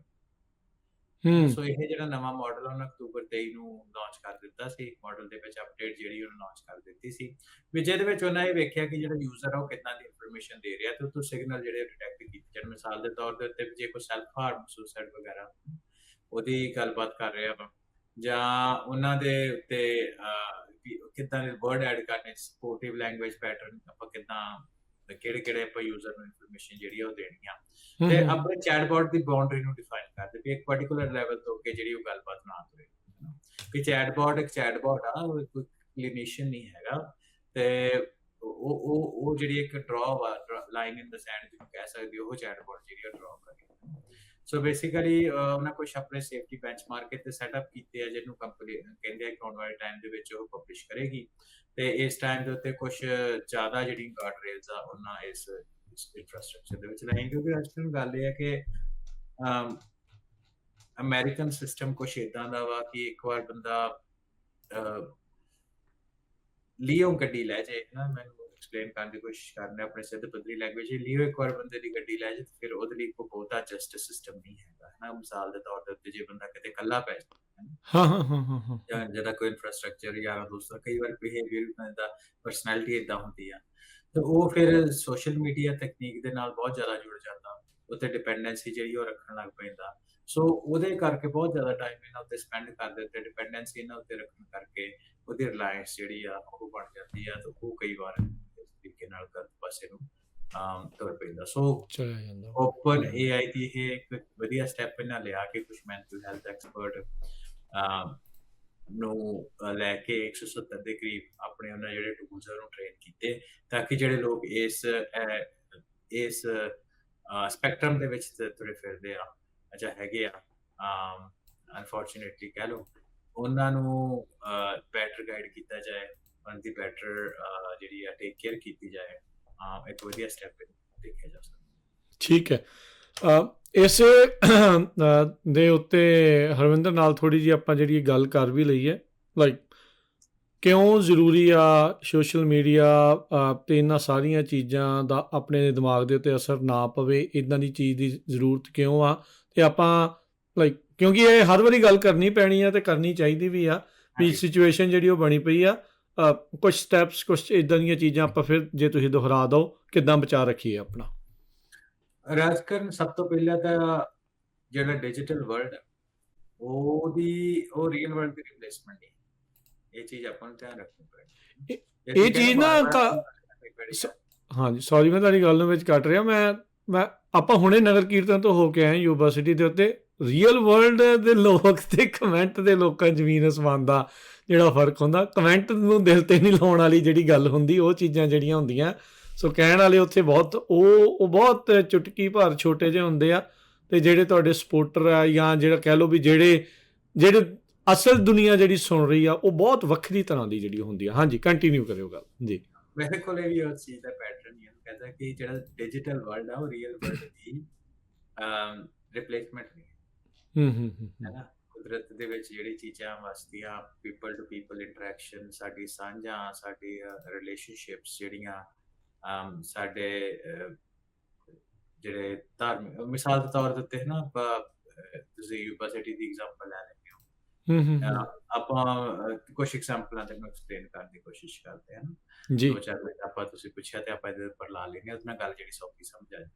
ਹਾਂਜੀ ਇਹ ਦੱਸੋ ਤੁਸੀਂ ਗੁਰਬਾਣੀ ਸੁਣਦੇ ਹੋ ਬੈਠ ਕੇ ਆਪਣੇ ਟੀਵੀ ਉੱਤੇ ਤੇ ਸੇਮ ਤੁਸੀਂ ਗੁਰਬਾਣੀ ਜਦੋਂ ਤੁਸੀਂ ਦਰਬਾਰ ਸਾਹਿਬ ਤੋਂ ਮੰਨ ਲਓ ਸੁਣਦੇ ਜਾਂ ਗੁਰਦੁਆਰਾ ਸਾਹਿਬ ਤੋਂ ਸੁਣਦੇ ਹੋ ਤੇ ਸੇਮ ਤੁਸੀਂ ਗੁਰਬਾਣੀ ਜਦੋਂ ਤੁਸੀਂ ਗੁਰਦੁਆਰਾ ਸਾਹਿਬ ਵਿੱਚ ਬਹਿ ਕੇ ਦਰਬਾਰ ਸਾਹਿਬ ਦੇ ਵਿੱਚ ਬਹਿ ਕੇ ਸੁਣਦੇ ਹੋ ਉਹਦਾ ਡਿਫਰੈਂਸ ਤੁਸੀਂ ਆਪ ਹਿਸਾਬ ਦਾ ਡਿਜੀਟਲ ਜਿਹੜਾ ਵਰਲਡ ਹੈ ਰਿਪਲੇਸ ਨਹੀਂ ਕਰ ਸਕਦਾ। ਰਿਪਲੇਸ ਨਹੀਂ ਕਰ ਦੂਸਰੀ ਚੀਜ਼ ਸਕਦੇ। ਇਹ ਹੈ ਕਿ ਤੁਸੀਂ ਫੇਸ ਟਾਈਮ ਕਰਦੇ ਹੋ ਆਪਣੇ ਮਾਂ-ਪਿਓ, ਭੈਣ-ਭਰਾਵਾਂ ਦੇ ਨਾਲ ਵਰਸਸ ਤੁਸੀਂ ਸੋਫੇ ਤੇ ਬਹਿ ਕੇ ਉਹਨਾਂ ਦੇ ਨਾਲ ਇੱਕ ਦੂਜੇ ਦੇ ਲਾਗੇ ਬਹਿ ਕੇ ਨਾ ਆਮ-ਚੈਟ ਦੇ ਉੱਤੇ ਗੱਲ ਕਰਦੇ ਹੋ। ਉਹ ਕਿੱਦਾਂ ਹੂੰ, ਹੂੰ, ਹੂੰ। ਫਰਕ ਤਾਂ ਹੈ ਕਿ ਨਹੀਂ ਉਹਨਾਂ ਦੋਵਾਂ ਚੀਜ਼ਾਂ ਦਾ। ਸੇਮ ਹੂੰ, ਚੀਜ਼ ਜਿਹੜੀ ਇਹ ਆ ਕਿ ਸੋਸ਼ਲ ਮੀਡੀਆ ਤੇ ਤਾਂ ਲੋਕੀ ਆਪਣੀ ਆਇਡੈਂਟੀਟੀ ਲਗਾ ਕੇ ਆਪਣੀ ਰੀਅਲ ਲਾਈਫ ਦੇ ਵਿੱਚ ਉਹ ਕੀ ਕਰ ਰਹੇ ਆ ਉਹਨੂੰ ਲਗਾ ਕੇ ਕੋਈ ਵੀ ਕਿਸੇ ਸਬਜੈਕਟ ਮੈਟਰ ਐਕਸਪਰਟ ਬਣ ਕੇ ਕਮੈਂਟ ਜਿਹੜਾ ਉਹ ਕਰ ਸਕਦੇ ਆ। ਹੂੰ, ਹੂੰ, ਹੂੰ, ਹੂੰ। ਸੋ ਰੀਅਲ ਵਰਲਡ ਦੇ ਵਿੱਚ ਜਿਹੜੇ ਤੁਸੀਂ ਆਸ-ਪਾਸ ਦੇ ਬੰਦੇ ਹੁੰਦੇ ਉਹ ਬੰਦੇ ਨੂੰ ਜਾਣਦੇ ਵੀ ਕੌਣ ਆ, ਕਿੱਦਾਂ ਦਾ ਬੰਦਾ ਹਨਾ ਵੀ ਐਕਸਪਰਟੀਜ਼ ਹੈਗੀ ਫੀਲਡ ਦੇ ਉੱਪਰ ਵਿੱਚ ਜਾਂ ਨਹੀਂ ਆ ਜੋ ਵੀ ਆ। ਉਹ ਚੀਜ਼ ਥੋੜੀ ਜਿਹੀ ਡਿਫਰੈਂਟ ਹੁੰਦੀ ਆ। ਹੁਣ ਸੋਸ਼ਲ ਮੀਡੀਆ ਇਹ ਆ ਵੀ ਇਹਨੂੰ ਬਿਲਕੁਲ ਹੀ ਛੱਡ ਦਈਏ ਇਹਨੂੰ ਜਾਂ ਉਸ ਬਿਲਕੁਲ ਹੀ ਦੁਨੀਆ ਤੋਂ ਅਲੱਗ ਹੋ ਜਾਈਏ ਨਹੀਂ ਪਰ ਇਸ ਚੀਜ਼ ਦੇ ਉੱਤੇ ਜਿੱਦਾਂ ਆਪਾਂ ਚੈਟ ਜੀਪੀਟੀ ਵਾਲਿਆਂ ਨੇ ਕਹਿੰਦੇ ਕੁਝ ਬਾਉਂਡਰੀਜ਼ ਜਿਹੜੀ ਆਪਾਂ ਨੂੰ ਸੈਟਅਪ ਕਰਨੀਆਂ ਪੈਣੀਆਂ ਉਹੀ ਬਾਉਂਡਰੀਜ਼ ਆਪਾਂ ਨੂੰ ਇੱਥੇ ਸੈਟਅਪ ਕਰਨੀਆਂ ਪੈਣੀਆਂ। ਇੱਕ ਤੇ ਹੈ ਕਿ ਜੋ ਸੋਸ਼ਲ ਮੀਡੀਆ ਦੇ ਉੱਤੇ ਚੱਲ ਰਿਹਾ ਹੁੰਦਾ ਵਾ ਜ਼ਰੂਰ ਉਹ ਰੀਅਲ ਵਰਲਡ ਨੂੰ ਇੰਪੈਕਟ ਕਰਦਾ ਪਰ ਹੋ ਸਕਦਾ ਉਹ ਸੱਚਾਈ ਹੋਵੇ ਅਧੂਰੀ ਸੱਚਾਈ ਹੋਵੇ ਜਾਂ ਸੱਚਾਈ ਨਾ ਵੀ। ਹੂੰ। ਦੂਸਰੀ ਚੀਜ਼ ਇਹ ਆ ਕਿ ਇਹਦੇ ਤੋਂ ਆਪਾਂ ਕੀ ਡਰਾਈਵ ਕਰਦੇ ਹਾਂ ਉਹ ਇਹ ਡਰਾਈਵ ਕਰਦੇ ਆ ਵੀ ਜਿਹੜੇ ਆਪਣਾ ਫਿਜ਼ੀਕਲ ਵਰਲਡ ਆ ਜਿਹੜੇ ਆਪਣੀ ਫਿਜ਼ੀਕਲ ਵਰਲਡ ਦੀਆਂ ਲੋੜਾਂ ਜ਼ਿੰਮੇਵਾਰੀਆਂ ਸਾਂਝਾ ਵਾ ਉਹਨੂੰ ਆਪਾਂ ਨੂੰ ਵੱਧ ਤੋਂ ਵੱਧ ਵਧਾਈਏ ਤੇ ਸੋਸ਼ਲ ਮੀਡੀਆ ਜਾਂ ਡਿਜੀਟਲ ਕਮਿਊਨੀਕੇਸ਼ਨ ਦੇ ਜਿਹੜੇ ਸਾਧਨ ਆ ਉਹ ਜਾਂ ਟਾਈਮ ਉਹ ਘਟਾਈ। ਹੁਣ ਇਹਨੂੰ ਆਗਮੈਂਟ ਤੌਰ ਦੇ ਉੱਤੇ ਤਾਂ ਜ਼ਰੂਰ ਵਰਤਿਆ ਜਾ ਸਕਦਾ ਯਾਨੀ ਕਿ ਹੈਲਪ ਦੇ ਤੌਰ ਦੇ ਉੱਤੇ ਅਸਿਸਟ ਕਰਨ ਦੇ ਤੌਰ ਦੇ ਉੱਤੇ ਤੇ ਵਰਤਿਆ ਜਾ ਸਕਦਾ।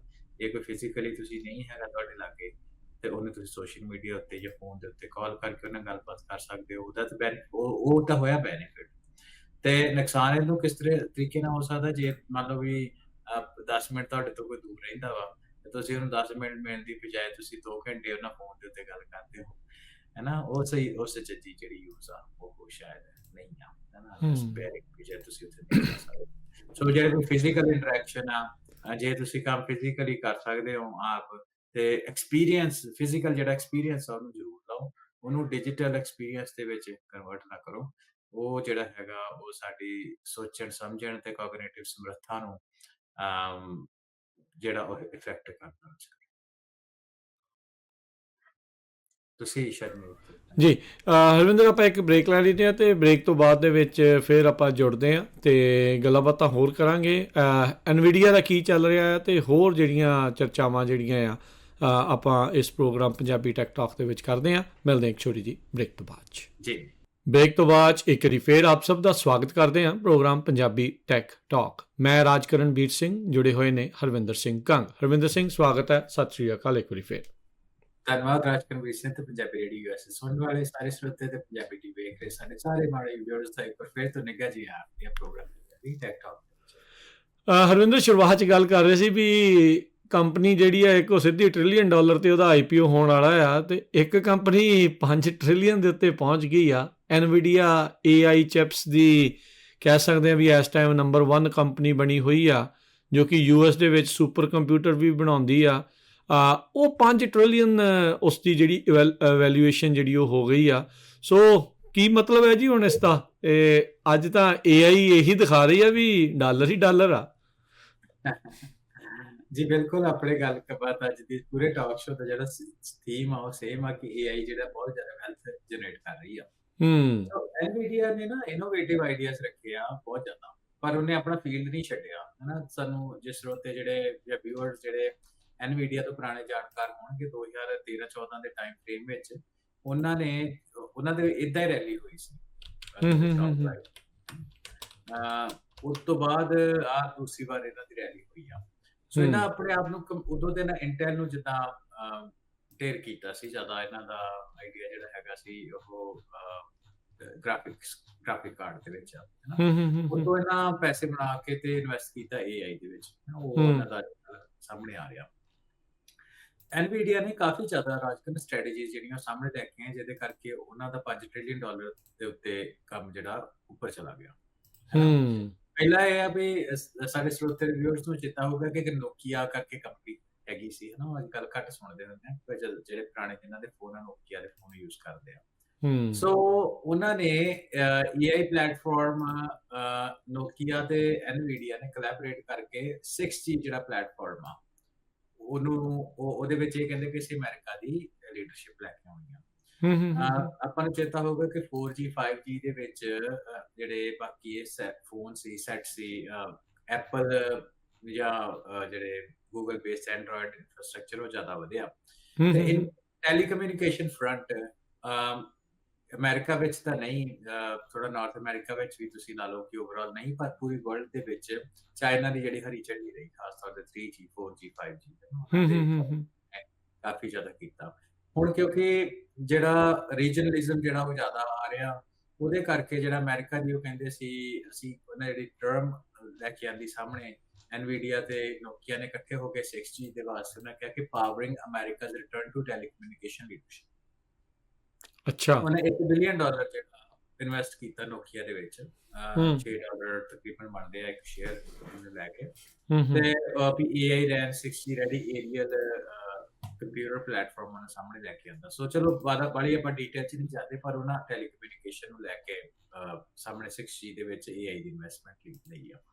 ਦੂਸਰੀ ਚੀਜ਼ ਹੈ ਜਿਹੜੇ ਉਹਨਾਂ ਦੇ CEO ਆ, ਉਹਨਾਂ ਨੇ ਪਿਛਲੇ ਹਫਤੇ ਜਿਹੜੀ ਗੱਲ ਸਾਹਮਣੇ ਲੈ ਕੇ ਆਈ, ਉਹ ਕਹਿੰਦੇ ਕਿ ਜਿਹੜੇ ਕੁਆਂਟਮ ਕੰਪਿਊਟਰਸ ਹੋਣਗੇ ਉਹਦੇ ਵਿੱਚ ਵੀ ਸਾਡੀਆਂ ਜਿਹੜੀ ਚਿਪਸ ਆ ਯੂਜ਼ ਹੋਣਗੀਆਂ। ਗੁੱਡ। ਹੁਣ ਹੂੰ, ਉਹ ਹੂੰ। ਕਿੰਨਾ ਕੁ ਲੈ ਕੇ ਆਉਂਦੇ ਆ, ਆਉਂਦੀਆਂ ਜਾਂ ਨਹੀਂ ਹੁੰਦੀਆਂ, ਆਉਣ ਵਾਲਾ ਟਾਈਮ ਦੱਸੂਗਾ।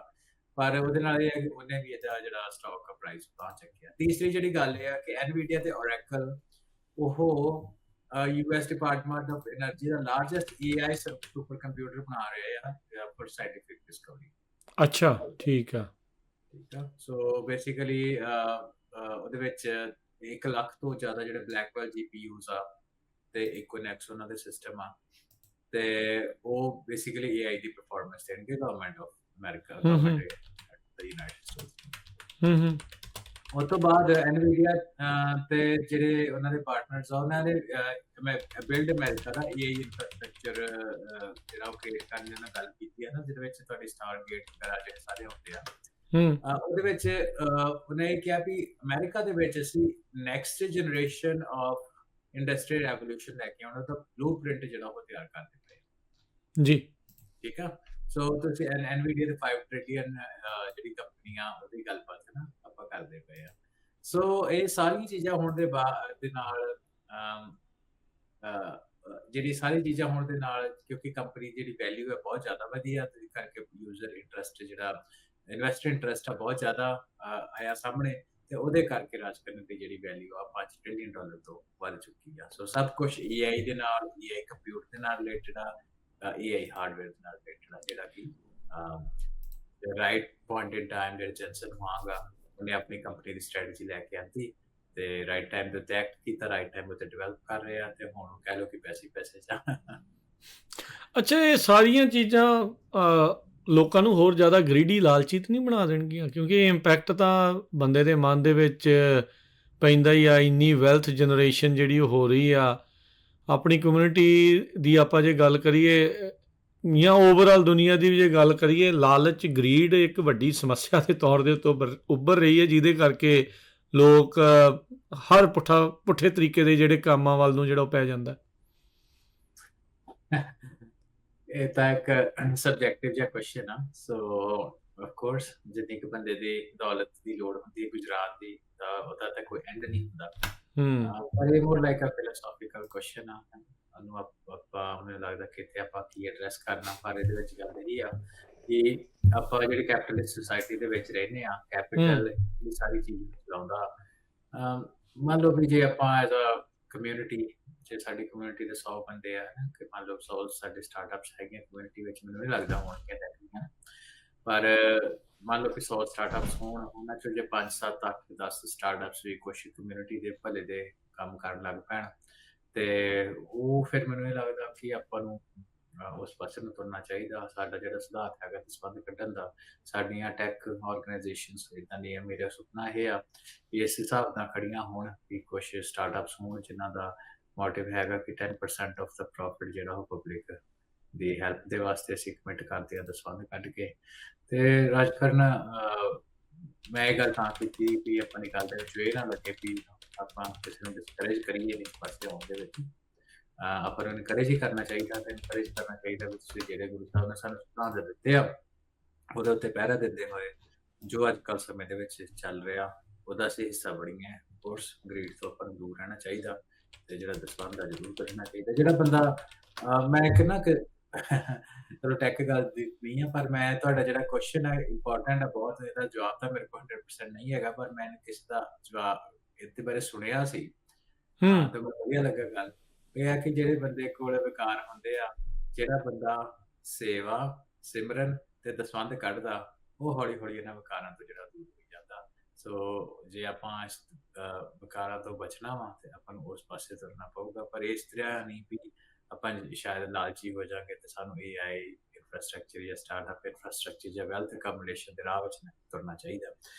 ਆਪਾਂ ਨੂੰ ਮੈਨੂੰ ਲੱਗਦਾ ਜ਼ਰੂਰ ਤੁਰਨਾ ਚਾਹੀਦਾ, ਕਿਉਂਕਿ ਜਿੱਥੇ ਅਗੇਨ ਆਪਾਂ ਕੈਪੀਟਲਿਸਟ ਸੋਸਾਇਟੀ ਦੇ ਵਿੱਚ ਰਹਿੰਦੇ ਹਾਂ, ਜਿਹਦੇ ਕੋਲ ਕੈਪੀਟਲ ਆ, ਤੁਸੀਂ ਠੀਕ ਆ ਉਹਨੂੰ ਆਪਣੇ ਨਿੱਜੀ ਮੰਤਵਾਂ ਦੇ ਲਈ ਤੁਸੀਂ ਉਹਨੂੰ ਨਾ ਵਰਤੋ, ਪਰ ਉਹਨੂੰ ਤੁਸੀਂ ਚੰਗਿਆਈ ਦੇ ਕੰਮਾਂ ਦੇ ਵਾਸਤੇ ਵੀ ਵਰਤ ਸਕਦੇ ਹੋ। ਪਰ ਚੰਗਿਆਈ ਵਾਸਤੇ ਵਰਤਣਾ ਜਾਂ ਨਹੀਂ ਵਰਤਣਾ, ਉਹਦਾ ਪਹਿਲਾ ਸਟੈਪ ਵੀ ਤੁਹਾਡੇ ਕੋਲ ਕੈਪੀਟਲ ਹੈ ਜਿਹੜੀ ਉਹ ਹੋਣੀ ਚਾਹੀਦੀ ਹੈ। ਇਹ ਗੱਲ ਬਿਲਕੁਲ ਸਹੀ ਆ ਵੀ ਜੇ ਕਿਸੇ ਕੋਲ ਕੁਝ ਹੋਊਗਾ ਤਾਂ ਹੀ ਅੱਗੇ ਜਿਹੜਾ ਉਹ ਬਾਕੀਆਂ ਦੇ ਲਈ ਕਰ ਸਕਦਾ। ਉਹ ਦਿਲ ਵੱਡਾ ਹੋਣਾ, ਉਹ ਸਾਰੀਆਂ ਚੀਜ਼ਾਂ ਬਰਾਬਰ ਆ, ਪਰ ਇਵੈਂਚੁਅਲੀ ਰਿਸੋਰਸਿਸ ਦੇ ਉੱਤੇ ਗੱਲ ਜਿਹੜੀ ਉਹ ਆਣ ਕੇ ਟਿਕਦੀ ਆ। ਹੁਣ ਆਪਣੇ ਪੁਰਾਣੇ ਜੇ ਆਪਾਂ 18ਵੀਂ ਸਦੀ ਦਾ ਇਤਿਹਾਸ ਦੇਖੀਏ, ਹਾਂਜੀ ਉਦਾਂ ਗੁਰੂ ਸਾਹਿਬ ਦਾ ਵੀ ਇਤਿਹਾਸ ਦੇਖੀਏ, ਜਿਹੜਾ ਖਾਲਸਾ ਪੰਥ ਦਾ ਪਹਿਲਾ ਬੈਂਕ ਪਟਨੇ ਦੇ ਵਿੱਚ ਮੰਨਿਆ ਜਾਂਦਾ। ਭਾਈ ਮੱਖਣ ਸ਼ਾਹ ਲਵਾਣਾ ਆਪਣੇ ਉਸ ਟਾਈਮ ਦੇ ਉੱਤੇ ਬੜੇ ਵੱਡੇ ਰਹੇ ਆ। ਉਹਨਾਂ ਦਾ ਇਹ ਮੰਨਿਆ ਜਾਂਦਾ ਕਿ ਏਸ਼ੀਆ ਦੇ one of the top businessman ਸੀ। ਹੋਰ ਵੀ ਲਵਾਣਾ ਜਿਹੜੇ ਸੰਗਤ ਹੈਗੀ ਸੀ, ਉਹਨਾਂ ਦੇ ਕਈ ਤਰ੍ਹਾਂ ਦੇ ਜਿਹੜੇ ਵਪਾਰ ਸੀ। ਕਾਬਲ ਦੀ ਸੰਗਤ ਦਾ ਕਿੰਨਾ ਜ਼ਿਆਦਾ ਵਪਾਰ ਹੁੰਦਾ ਸੀ। ਸੋ ਜਿਹੜੇ ਵੱਡੇ ਇਨਫਰਾਸਟ੍ਰਕਚਰ ਆ, ਉਹਨਾਂ ਨੇ ਕਾਫੀ ਪਟਨੇ ਦੀ ਸੰਗਤ ਤੇ ਕਾਬਲ ਦੀ ਸੰਗਤ ਨੇ ਜੋ ਕੁਝ ਵੀ ਸਿੱਖ ਪੰਥ ਦੇ ਵਿੱਚ ਚੱਲ ਰਿਹਾ, ਉਹਨੂੰ ਬਹੁਤ ਜ਼ਿਆਦਾ ਬੈਕਰੋਲ ਕੀਤਾ। ਇਹ ਚੀਜ਼ਾਂ ਸਾਡੇ ਇਤਿਹਾਸ ਦੇ ਵਿੱਚ ਆਪਾਂ ਨੂੰ, ਕਿਉਂਕਿ ਆਪਾਂ ਦਾ ਪੰਜਾਬ ਦਾ ਇਤਿਹਾਸ ਥੋੜਾ ਹੋਰ ਹਿਸਾਬ ਨਾਲ, ਪਰ ਜਿਹੜੀ ਕਾਬਲ ਦੀ ਸੰਗਤ ਸੀ ਗੁਰੂ ਨਾਨਕ ਸਾਹਿਬ ਦੇ ਟਾਈਮ ਤੋਂ, ਗੁਰੂ ਹਰਗੋਬਿੰਦ ਸਾਹਿਬ ਦੇ ਟਾਈਮ ਤੋਂ, ਤੇ ਜਿਹੜੇ ਪਟਨੇ ਦੀ ਸੰਗਤ ਸੀ ਜਿਹਨੂੰ ਈਸਟ ਦੀ ਸੰਗਤ ਕਹਿੰਦੇ ਆ, ਆਪਣੇ ਪਾਸੇ ਅਸਾਮ ਤੋਂ ਲੈ ਕੇ ਤੇ ਬਿਹਾਰ ਤੱਕ, ਪੂਰਬੀ ਵਾਲੇ ਪਾਸੇ। ਅੱਜ ਕੱਲ੍ਹ ਬਿਹਾਰ ਦਾ ਚਲੋ ਫਾਈਨੈਂਸ਼ੀਅਲੀ ਉਦਾਂ ਦਾ ਬੁਰਾ ਹਾਲ ਹੋ ਗਿਆ, ਨਹੀਂ ਤੇ ਪਹਿਲੇ ਹਾਲਾਤਾਂ ਦੇ ਵਿੱਚ ਨਾਲੰਦਾ ਯੂਨੀਵਰਸਿਟੀ ਤੇ ਕਈ ਕੁਛ ਇਹਨਾਂ ਦਾ ਇੱਕ ਵੱਡਾ ਇਨਫਰਾਸਟ੍ਰਕਚਰ, ਵੱਡਾ ਸੈਂਟਰ ਸੀਗਾ ਉਹ, ਵੱਡਾ ਲਰਨਿੰਗ ਸੈਂਟਰ ਵੀ ਸੀ, ਬੌਧ ਧਰਮ ਤੋਂ ਸ਼ੁਰੂ ਹੁੰਦਾ ਸਭ ਕੁਛ। ਤੇ ਉਹਨੇ ਕਾਫੀ ਰੋਲ ਅਦਾ ਕੀਤਾ ਸਿੱਖਾਂ ਦੇ ਜਿਹੜੇ ਰਾਜਸੀ ਮੰਤਵ ਸੀ ਉਹਨਾਂ ਨੂੰ ਫੁਲਫਿਲ ਕਰਨ ਦੇ ਵਾਸਤੇ। ਜਿਹੜੀ 18ਵੀਂ ਸਦੀ ਦਾ ਸਿੱਖ ਇਤਿਹਾਸ ਆ, ਇਹਦੀ ਜਿਹੜੀ ਬਹੁਤ ਜ਼ਿਆਦਾ ਹਿੱਸਿਆਂ ਦੇ ਵਿੱਚ ਫੰਡਿੰਗ ਵੇਖਦੇ ਹਾਂ, ਵੱਖ-ਵੱਖ ਸੰਗਤ ਲੈ ਕੇ ਤੇ ਸ੍ਰੀ ਅਕਾਲ ਤਖਤ ਸਾਹਿਬ ਦਰਬਾਰ ਸਾਹਿਬ ਪਹੁੰਚਦੀ ਰਹੀ। ਜੀ ਜੀ ਬਿਲਕੁਲ। ਤੇ ਹਰਵਿੰਦਰ ਅੱਗੇ ਵਧਦੇ ਹਾਂ, ਅਗਲੀ ਜਿਹੜੀ ਗੱਲ ਕਰਦੇ ਹਾਂ, ਦੁਨੀਆ ਭਰ ਦੇ ਵਿੱਚ ਆਰਟੀਫਿਸ਼ੀਅਲ ਇੰਟੈਲੀਜੈਂਸ ਦੀ ਜਿਹੜੀ ਚਰਚਾ ਹੈ ਉਹ ਲਗਾਤਾਰ ਤੇਜ਼ ਹੋ ਰਹੀ ਆ। ਆਪਾਂ ਥੋੜ੍ਹਾ ਜਿਹਾ south East Asia, middle East ਵਾਲੇ ਪਾਸੇ ਵੱਲ ਨੂੰ ਜਿਹੜਾ ਉਹ ਚੱਲਦੇ ਹਾਂ, ਯੂਰਪ ਦੇ ਵਿੱਚ ਵੀ ਆ, ਸਾਊਦੀ ਅਰੇਬੀਆ, ਇੰਡੀਆ, ਯੂਕਰੇਨ, ਇਹ ਡਾਟਾ ਪਾਵਰ ਨੈਸ਼ਨਲ ਮਾਡਲਸ ਜਿਹੜੇ ਉਹ ਬਣਾ ਰਹੇ ਆ। ਪਰ ਇੱਕ ਜਿਹੜੀ ਗੱਲ, ਕਿਉਂਕਿ ਆਪਾਂ ਸਿੱਖ ਹਾਂ, ਆਪਾਂ ਪੰਜਾਬ ਤੋਂ ਆ, ਆਪਾਂ ਇਸ ਐਂਗਲ ਤੋਂ ਵੀ ਹਮੇਸ਼ਾ ਦੇਖਣਾ ਵੀ ਉਹਦੇ ਲਈ ਕੀ ਹੋ ਰਿਹਾ, ਕੀ ਕੀਤਾ ਜਾ ਰਿਹਾ ਆ। ਕੋਈ ਪੰਜਾਬ ਸੈਂਟਰਿਕ ਮਾਡਲ ਨਹੀਂ ਕਿਤੇ ਵੀ ਨਜ਼ਰ ਆਉਂਦਾ ਫਿਰ ਵੀ।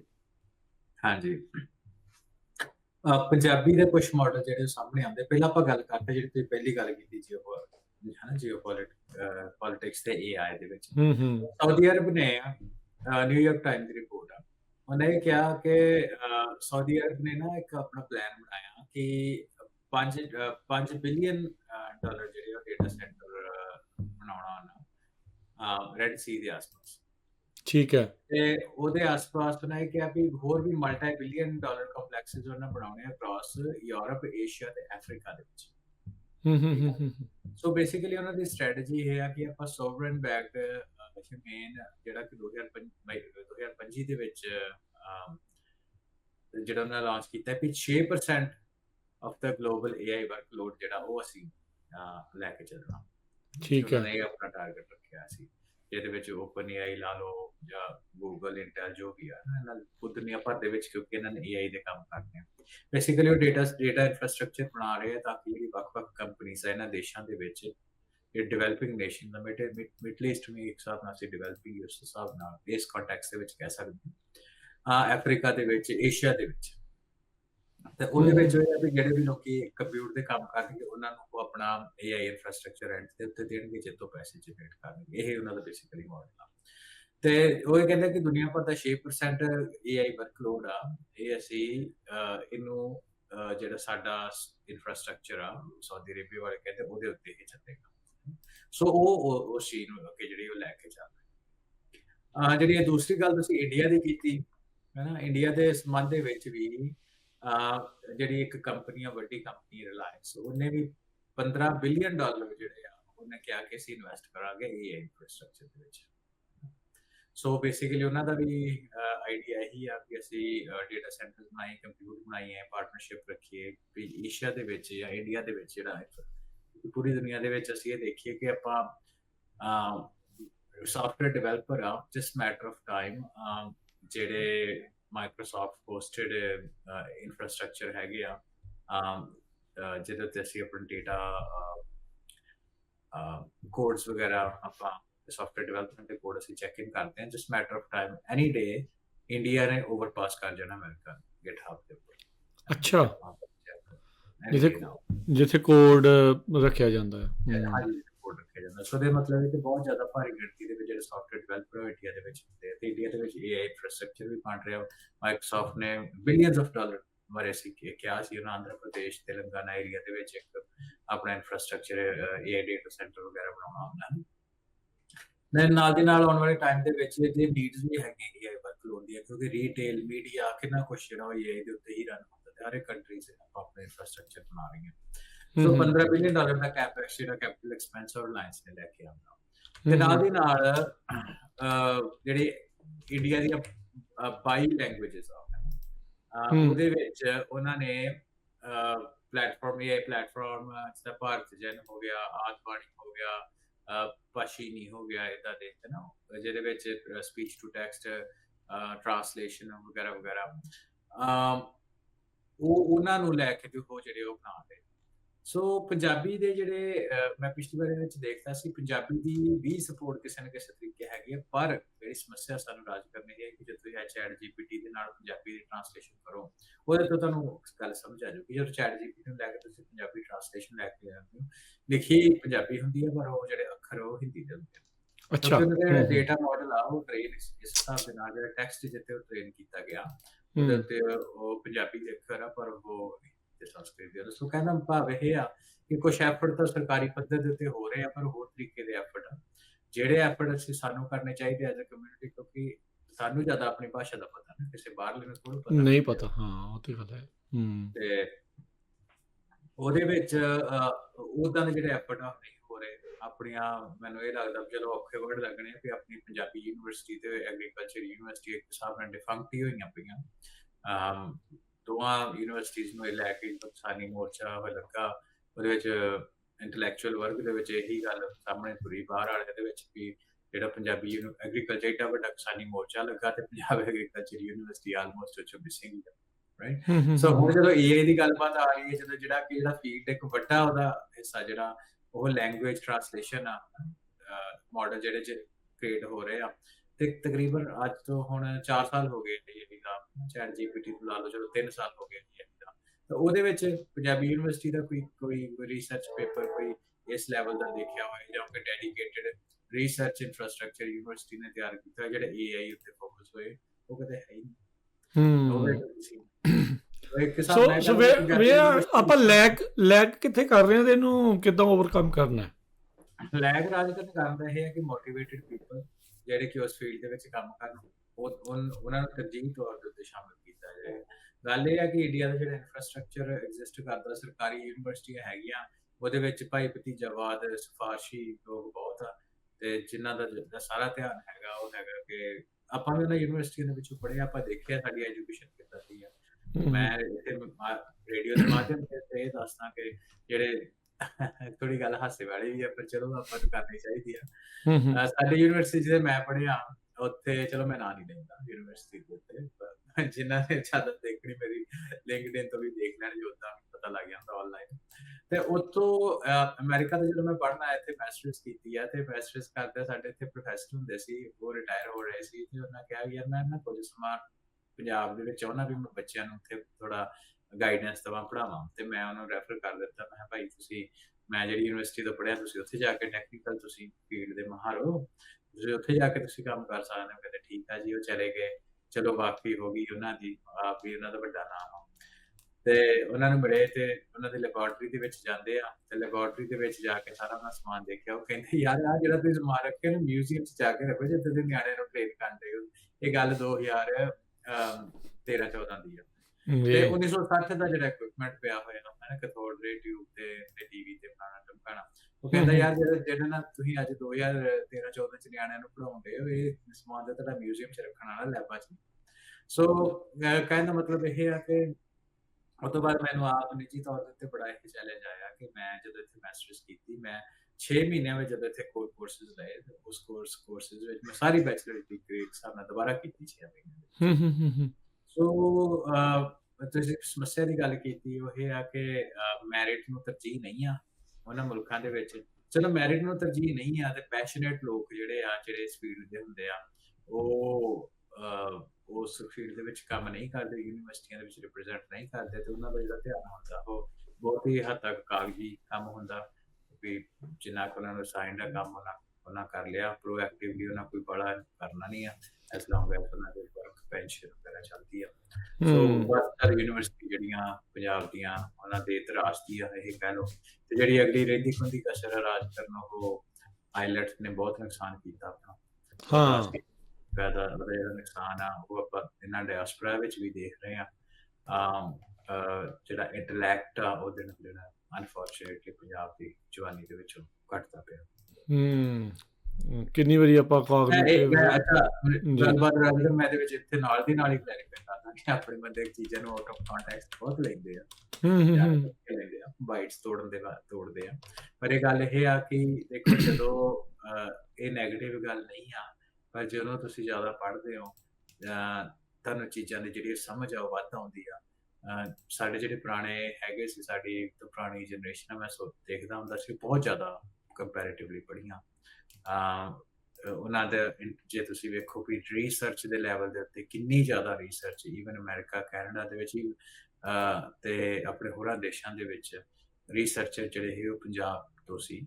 Punjab university, Punjabi university, agriculture university, even ਕਈਆਂ ਜਾਣਿਆਂ ਨੂੰ ਮੈਂ ਜਾਣਦਾ ਜਿਹਨਾਂ ਇਜ਼ਰਾਈਲ ਜਾ ਕੇ ਜਿਹੜੀ ਆ ਰਿਸਰਚ ਕੀਤੀ ਆ ਯੂਨੀਵਰਸਿਟੀ ਤੋਂ। ਪੰਜਾਬ ਦੇ ਉਹਨਾਂ ਟਾਈਮਾਂ ਦੇ ਵਿੱਚ ਕਿੱਦਾਂ ਬਚਾਉਣੇ ਆ ਕਣਕਾਂ, ਜਿਹੜੀ ਕਣਕ ਦੀ ਰਿਸਰਚ ਜ਼ਿਆਦਾ ਝਾੜ ਲਿਆਉਣ ਵਾਲੀ ਹੈ। ਹੋਰ ਕਈ ਉਹਨਾਂ ਦੇ ਬੰਦਿਆਂ ਨੇ, ਮੈਂ ਨਿੱਜੀ ਤੌਰ ਤੇ ਇਹਨਾਂ ਜਿਹੜੇ ਪ੍ਰੋਫੈਸਰ ਨੂੰ ਕਾਫੀ ਸਿਆਣੀ ਉਮਰ ਦੇ ਵਿੱਚ ਇਹਨਾਂ ਨੂੰ ਨਿੱਜੀ ਤੌਰ ਦੇ ਉੱਤੇ ਜਾਣਦਾ। ਡਾਕਟਰ ਕੇਮ ਸਿੰਘ ਗਿੱਲ ਹੁਣੀ ਹੈਗੇ ਸੀ, ਜਾਂ ਹੋਰ ਉਸ ਸਰ ਤੋਂ ਇੱਕ ਜਾਂ ਦੋ ਪੀੜ੍ਹੀਆਂ ਪਹਿਲਾਂ ਵਾਲੇ। ਉਦਾਂ ਦੇ ਜਿਹੜੇ ਨਾਮ ਆ ਉਹ ਸਾਨੂੰ ਅੱਜ ਕੱਲ ਸਾਹਮਣੇ ਅਕਸਰ ਨਹੀਂ ਦੇਖਦੇ। ਥੋੜੇ ਹੈਗੇ ਆ, ਆਪਣਾ ਗੁਰਤੇਜ ਸਿੰਘ ਹੁਣੀ ਹੈਗੇ ਆ ਜਿਹੜੇ ਮਾਈਕਰੋਨ ਦੇ ਵਿੱਚ ਜਿਨ੍ਹਾਂ ਕੋਲ ਬਹੁਤ ਜ਼ਿਆਦਾ ਪੇਟੈਂਟ ਆ, ਜਾਂ ਹੋਰ ਕੁਝ ਲੋਕ ਹੈਗੇ, ਪਰ ਉਹ ਜਿਹੜੇ ਲੋਕ ਸਿਰਫ ਉਂਗਲਾਂ ਦੇ ਕੇ ਨਹੀਂ ਜਾ ਸਕਦੇ। ਮੈਂ ਆਈਲੈਟਸ ਦਾ ਇੱਥੇ ਨੁਕਸਾਨ ਇਹ ਕਿਹਾ ਕਿ ਆਈਲੈਟਸ ਦੇ ਵਿੱਚ ਅਨਫੋਰਚੂਨੇਟ ਗੱਲ ਇਹ ਆ ਕਿ ਤੁਸੀਂ ਆਪਣੀ ਜਿਹੜੇ ਪੜ੍ਹੇ ਲਿਖੇ ਰਹਿੰਦੇ ਸਹਿੰਦੇ ਘਰਾਂ ਦੇ ਲੋਕ ਆ, ਬੱਚੇ ਆ, ਜਿਨ੍ਹਾਂ ਕੋਲ ਸਮਰੱਥਾ ਹੈਗੀ ਹੈ ਪੜ੍ਹਨ ਦੀ, ਜਿਨ੍ਹਾਂ ਕੋਲ ਚਲੋ ਇੰਡੀਅਨ ਸਿਸਟਮ ਦੇ ਵਿੱਚ ਸਮਰੱਥਾ ਹੀ ਨਹੀਂ ਹੈਗੀ ਪੜ੍ਹਨ ਦੀ, ਉਹਨਾਂ ਦੀ ਗੱਲ ਵੱਖਰੀ ਅਨਫੋਰਚੂਨੇਟ ਗੱਲ ਹੈ। ਪਰ ਜਿਨ੍ਹਾਂ ਕੋਲ ਸਮਰੱਥਾ ਹੈਗੀ ਆ, ਉਹਨਾਂ ਨੇ ਵੀ ਆਪਣੀ ਡਿਗਰੀ ਨੂੰ ਆਪਟ ਨਹੀਂ ਕੀਤਾ, ਉਹਨਾਂ +2 ਕਰਕੇ ਆਈਲੈਟਸ ਕਰਕੇ ਬਾਹਰ ਆਉਣ ਦੀ ਕੀਤੀ, ਜਿਹਦੇ ਕਰਕੇ ਉਹ ਜਿਹੜਾ ਟੈਲੈਂਟ ਪੂਲ ਦੀ ਜਿਹੜੀ ਪਾਈਪਲਾਈਨ ਆ ਟੁੱਟ ਗਈ। ਮੈਨੂੰ ਇਹ ਵੀ ਆਪਣੇ ਜਿਹੜੇ ਗੱਲਬਾਤ ਨੂੰ ਐਕਸਪੈਂਡ ਕਰਨਾ, ਕੰਟੈਕਸਟ ਦੇ ਵਿੱਚ ਰੱਖਣਾ ਬਹੁਤ ਜ਼ਰੂਰੀ ਆ, ਤਾਂ ਕਿ ਲੋਕੀ ਜਿਹੜੇ ਆ ਇੱਕ ਦੋ ਸੈਕਿੰਡ ਦੀ ਵੀਡੀਓ ਦੇ ਕਲਿੱਪ ਤੇ ਫਿਰ ਆਪਣੇ ਕਮੈਂਟ ਜਿਹੜੇ ਆ ਉਹ ਨਾ ਛੱਡ ਦੇਣ। ਮੇਰੀ ਆਸ ਉਮੀਦ ਇਹੀ ਆ ਕਿ ਜਿਹੜਾ ਫੀਲਡ ਦੇ ਵਿੱਚ ਪਾਈਪਲਾਈਨ ਟੁੱਟੀ ਆ ਉਹਨੂੰ ਤੋਂ ਛੇਤੀ ਤੋਂ ਛੇਤੀ ਜੋੜਨ, ਕਿਉਂਕਿ ਜਿਹੜੇ ਪੈਸ਼ਨੇਟ ਲੋਕ ਹੁੰਦੇ ਆ ਕਿਸੇ ਵੀ ਫੀਲਡ ਦੇ, ਮੈਡੀਕਲ ਫੀਲਡ ਆ, ਇੰਜੀਨੀਅਰਿੰਗ ਫੀਲਡ ਆ, ਲਾਇਰ ਆ, ਰਿਸਰਚਰ ਆ, ਉਹ ਕਿਸੇ ਵੀ ਕੌਮ ਦਾ ਇੱਕ ਵੱਡਾ ਸਰਮਾਇਆ ਹੁੰਦੇ ਆ, ਉਹਦਾ ਇੱਕ ਹਿੱਸਾ ਹੁੰਦੇ ਆ, ਉਹਨਾਂ ਕੌਮ ਨੂੰ ਅੱਗੇ ਲੈ ਕੇ ਤੁਰਨਾ ਹੁੰਦਾ। ਸੋ ਉਹਨਾਂ ਲੋਕਾਂ ਦੀ ਅੱਜ ਦੇ ਸਮੇਂ ਸਾਨੂੰ ਬਹੁਤ ਲੋੜ ਆ, ਬਹੁਤ ਲੋੜ ਹੈ ਜੀ। ਜੀ ਬਿਲਕੁਲ। ਹਰਵਿੰਦਰ ਸਮਾਂ ਵੀ ਆਪਣੇ ਪ੍ਰੋਗਰਾਮ ਦਾ ਪੰਜਾਬੀ ਟੈਕ ਟਾਕ ਦਾ ਜਿਹੜਾ ਉੱਥੇ ਹੀ ਹੁਣ ਸਮਾਪਤ ਹੁੰਦਾ ਆ, ਤੇ ਆਪਾਂ ਮਿਲਾਂਗੇ ਆਪਣੇ ਸਾਰੇ ਹੀ ਸਰੋਤਿਆਂ ਤੇ ਦਰਸ਼ਕਾਂ ਨੂੰ ਅਗਲੀ ਵਾਰ। ਤੇ ਆਓ ਨਵੀਂ ਟੈਕਨੋਲੋਜੀ ਦੀ ਦੁਨੀਆ ਦੇ ਬਾਰੇ ਇੱਦਾਂ ਹੀ ਜਿਹੜਾ ਉਹ ਸਿੱਖਦੇ ਰਹੀਏ, ਗੱਲਬਾਤ ਆਪਾਂ ਕਰਦੇ ਰਹਾਂਗੇ ਕਿ ਤਬਦੀਲੀਆਂ ਕਿਹੜੇ ਵਾਲੇ ਪਾਸੇ ਨੂੰ ਵਹਿਣ ਜਿਹੜਾ ਉਹ ਵਹਿ ਰਿਹਾ ਆ, ਉਹਦੇ ਬਾਰੇ ਤੁਹਾਨੂੰ ਅਸੀਂ ਦੱਸਦੇ ਰਹਾਂਗੇ, ਤਾਂ ਜੋ ਆਪਾਂ ਦੇਖਦੇ ਹੋਏ ਇੱਕ ਵਧੀਆ ਫੈਸਲੇ ਜਿਹੜੇ ਉਹ ਲੈ ਸਕੀਏ, ਜਿਸ ਦੇ ਨਾਲ ਆਪਾਂ ਆਪਣੀ ਪਰਿਵਾਰ ਦਾ, ਆਪਣੀ ਕੌਮ ਦਾ ਭਵਿੱਖ ਆ ਉਸ ਨੂੰ ਨਾਲ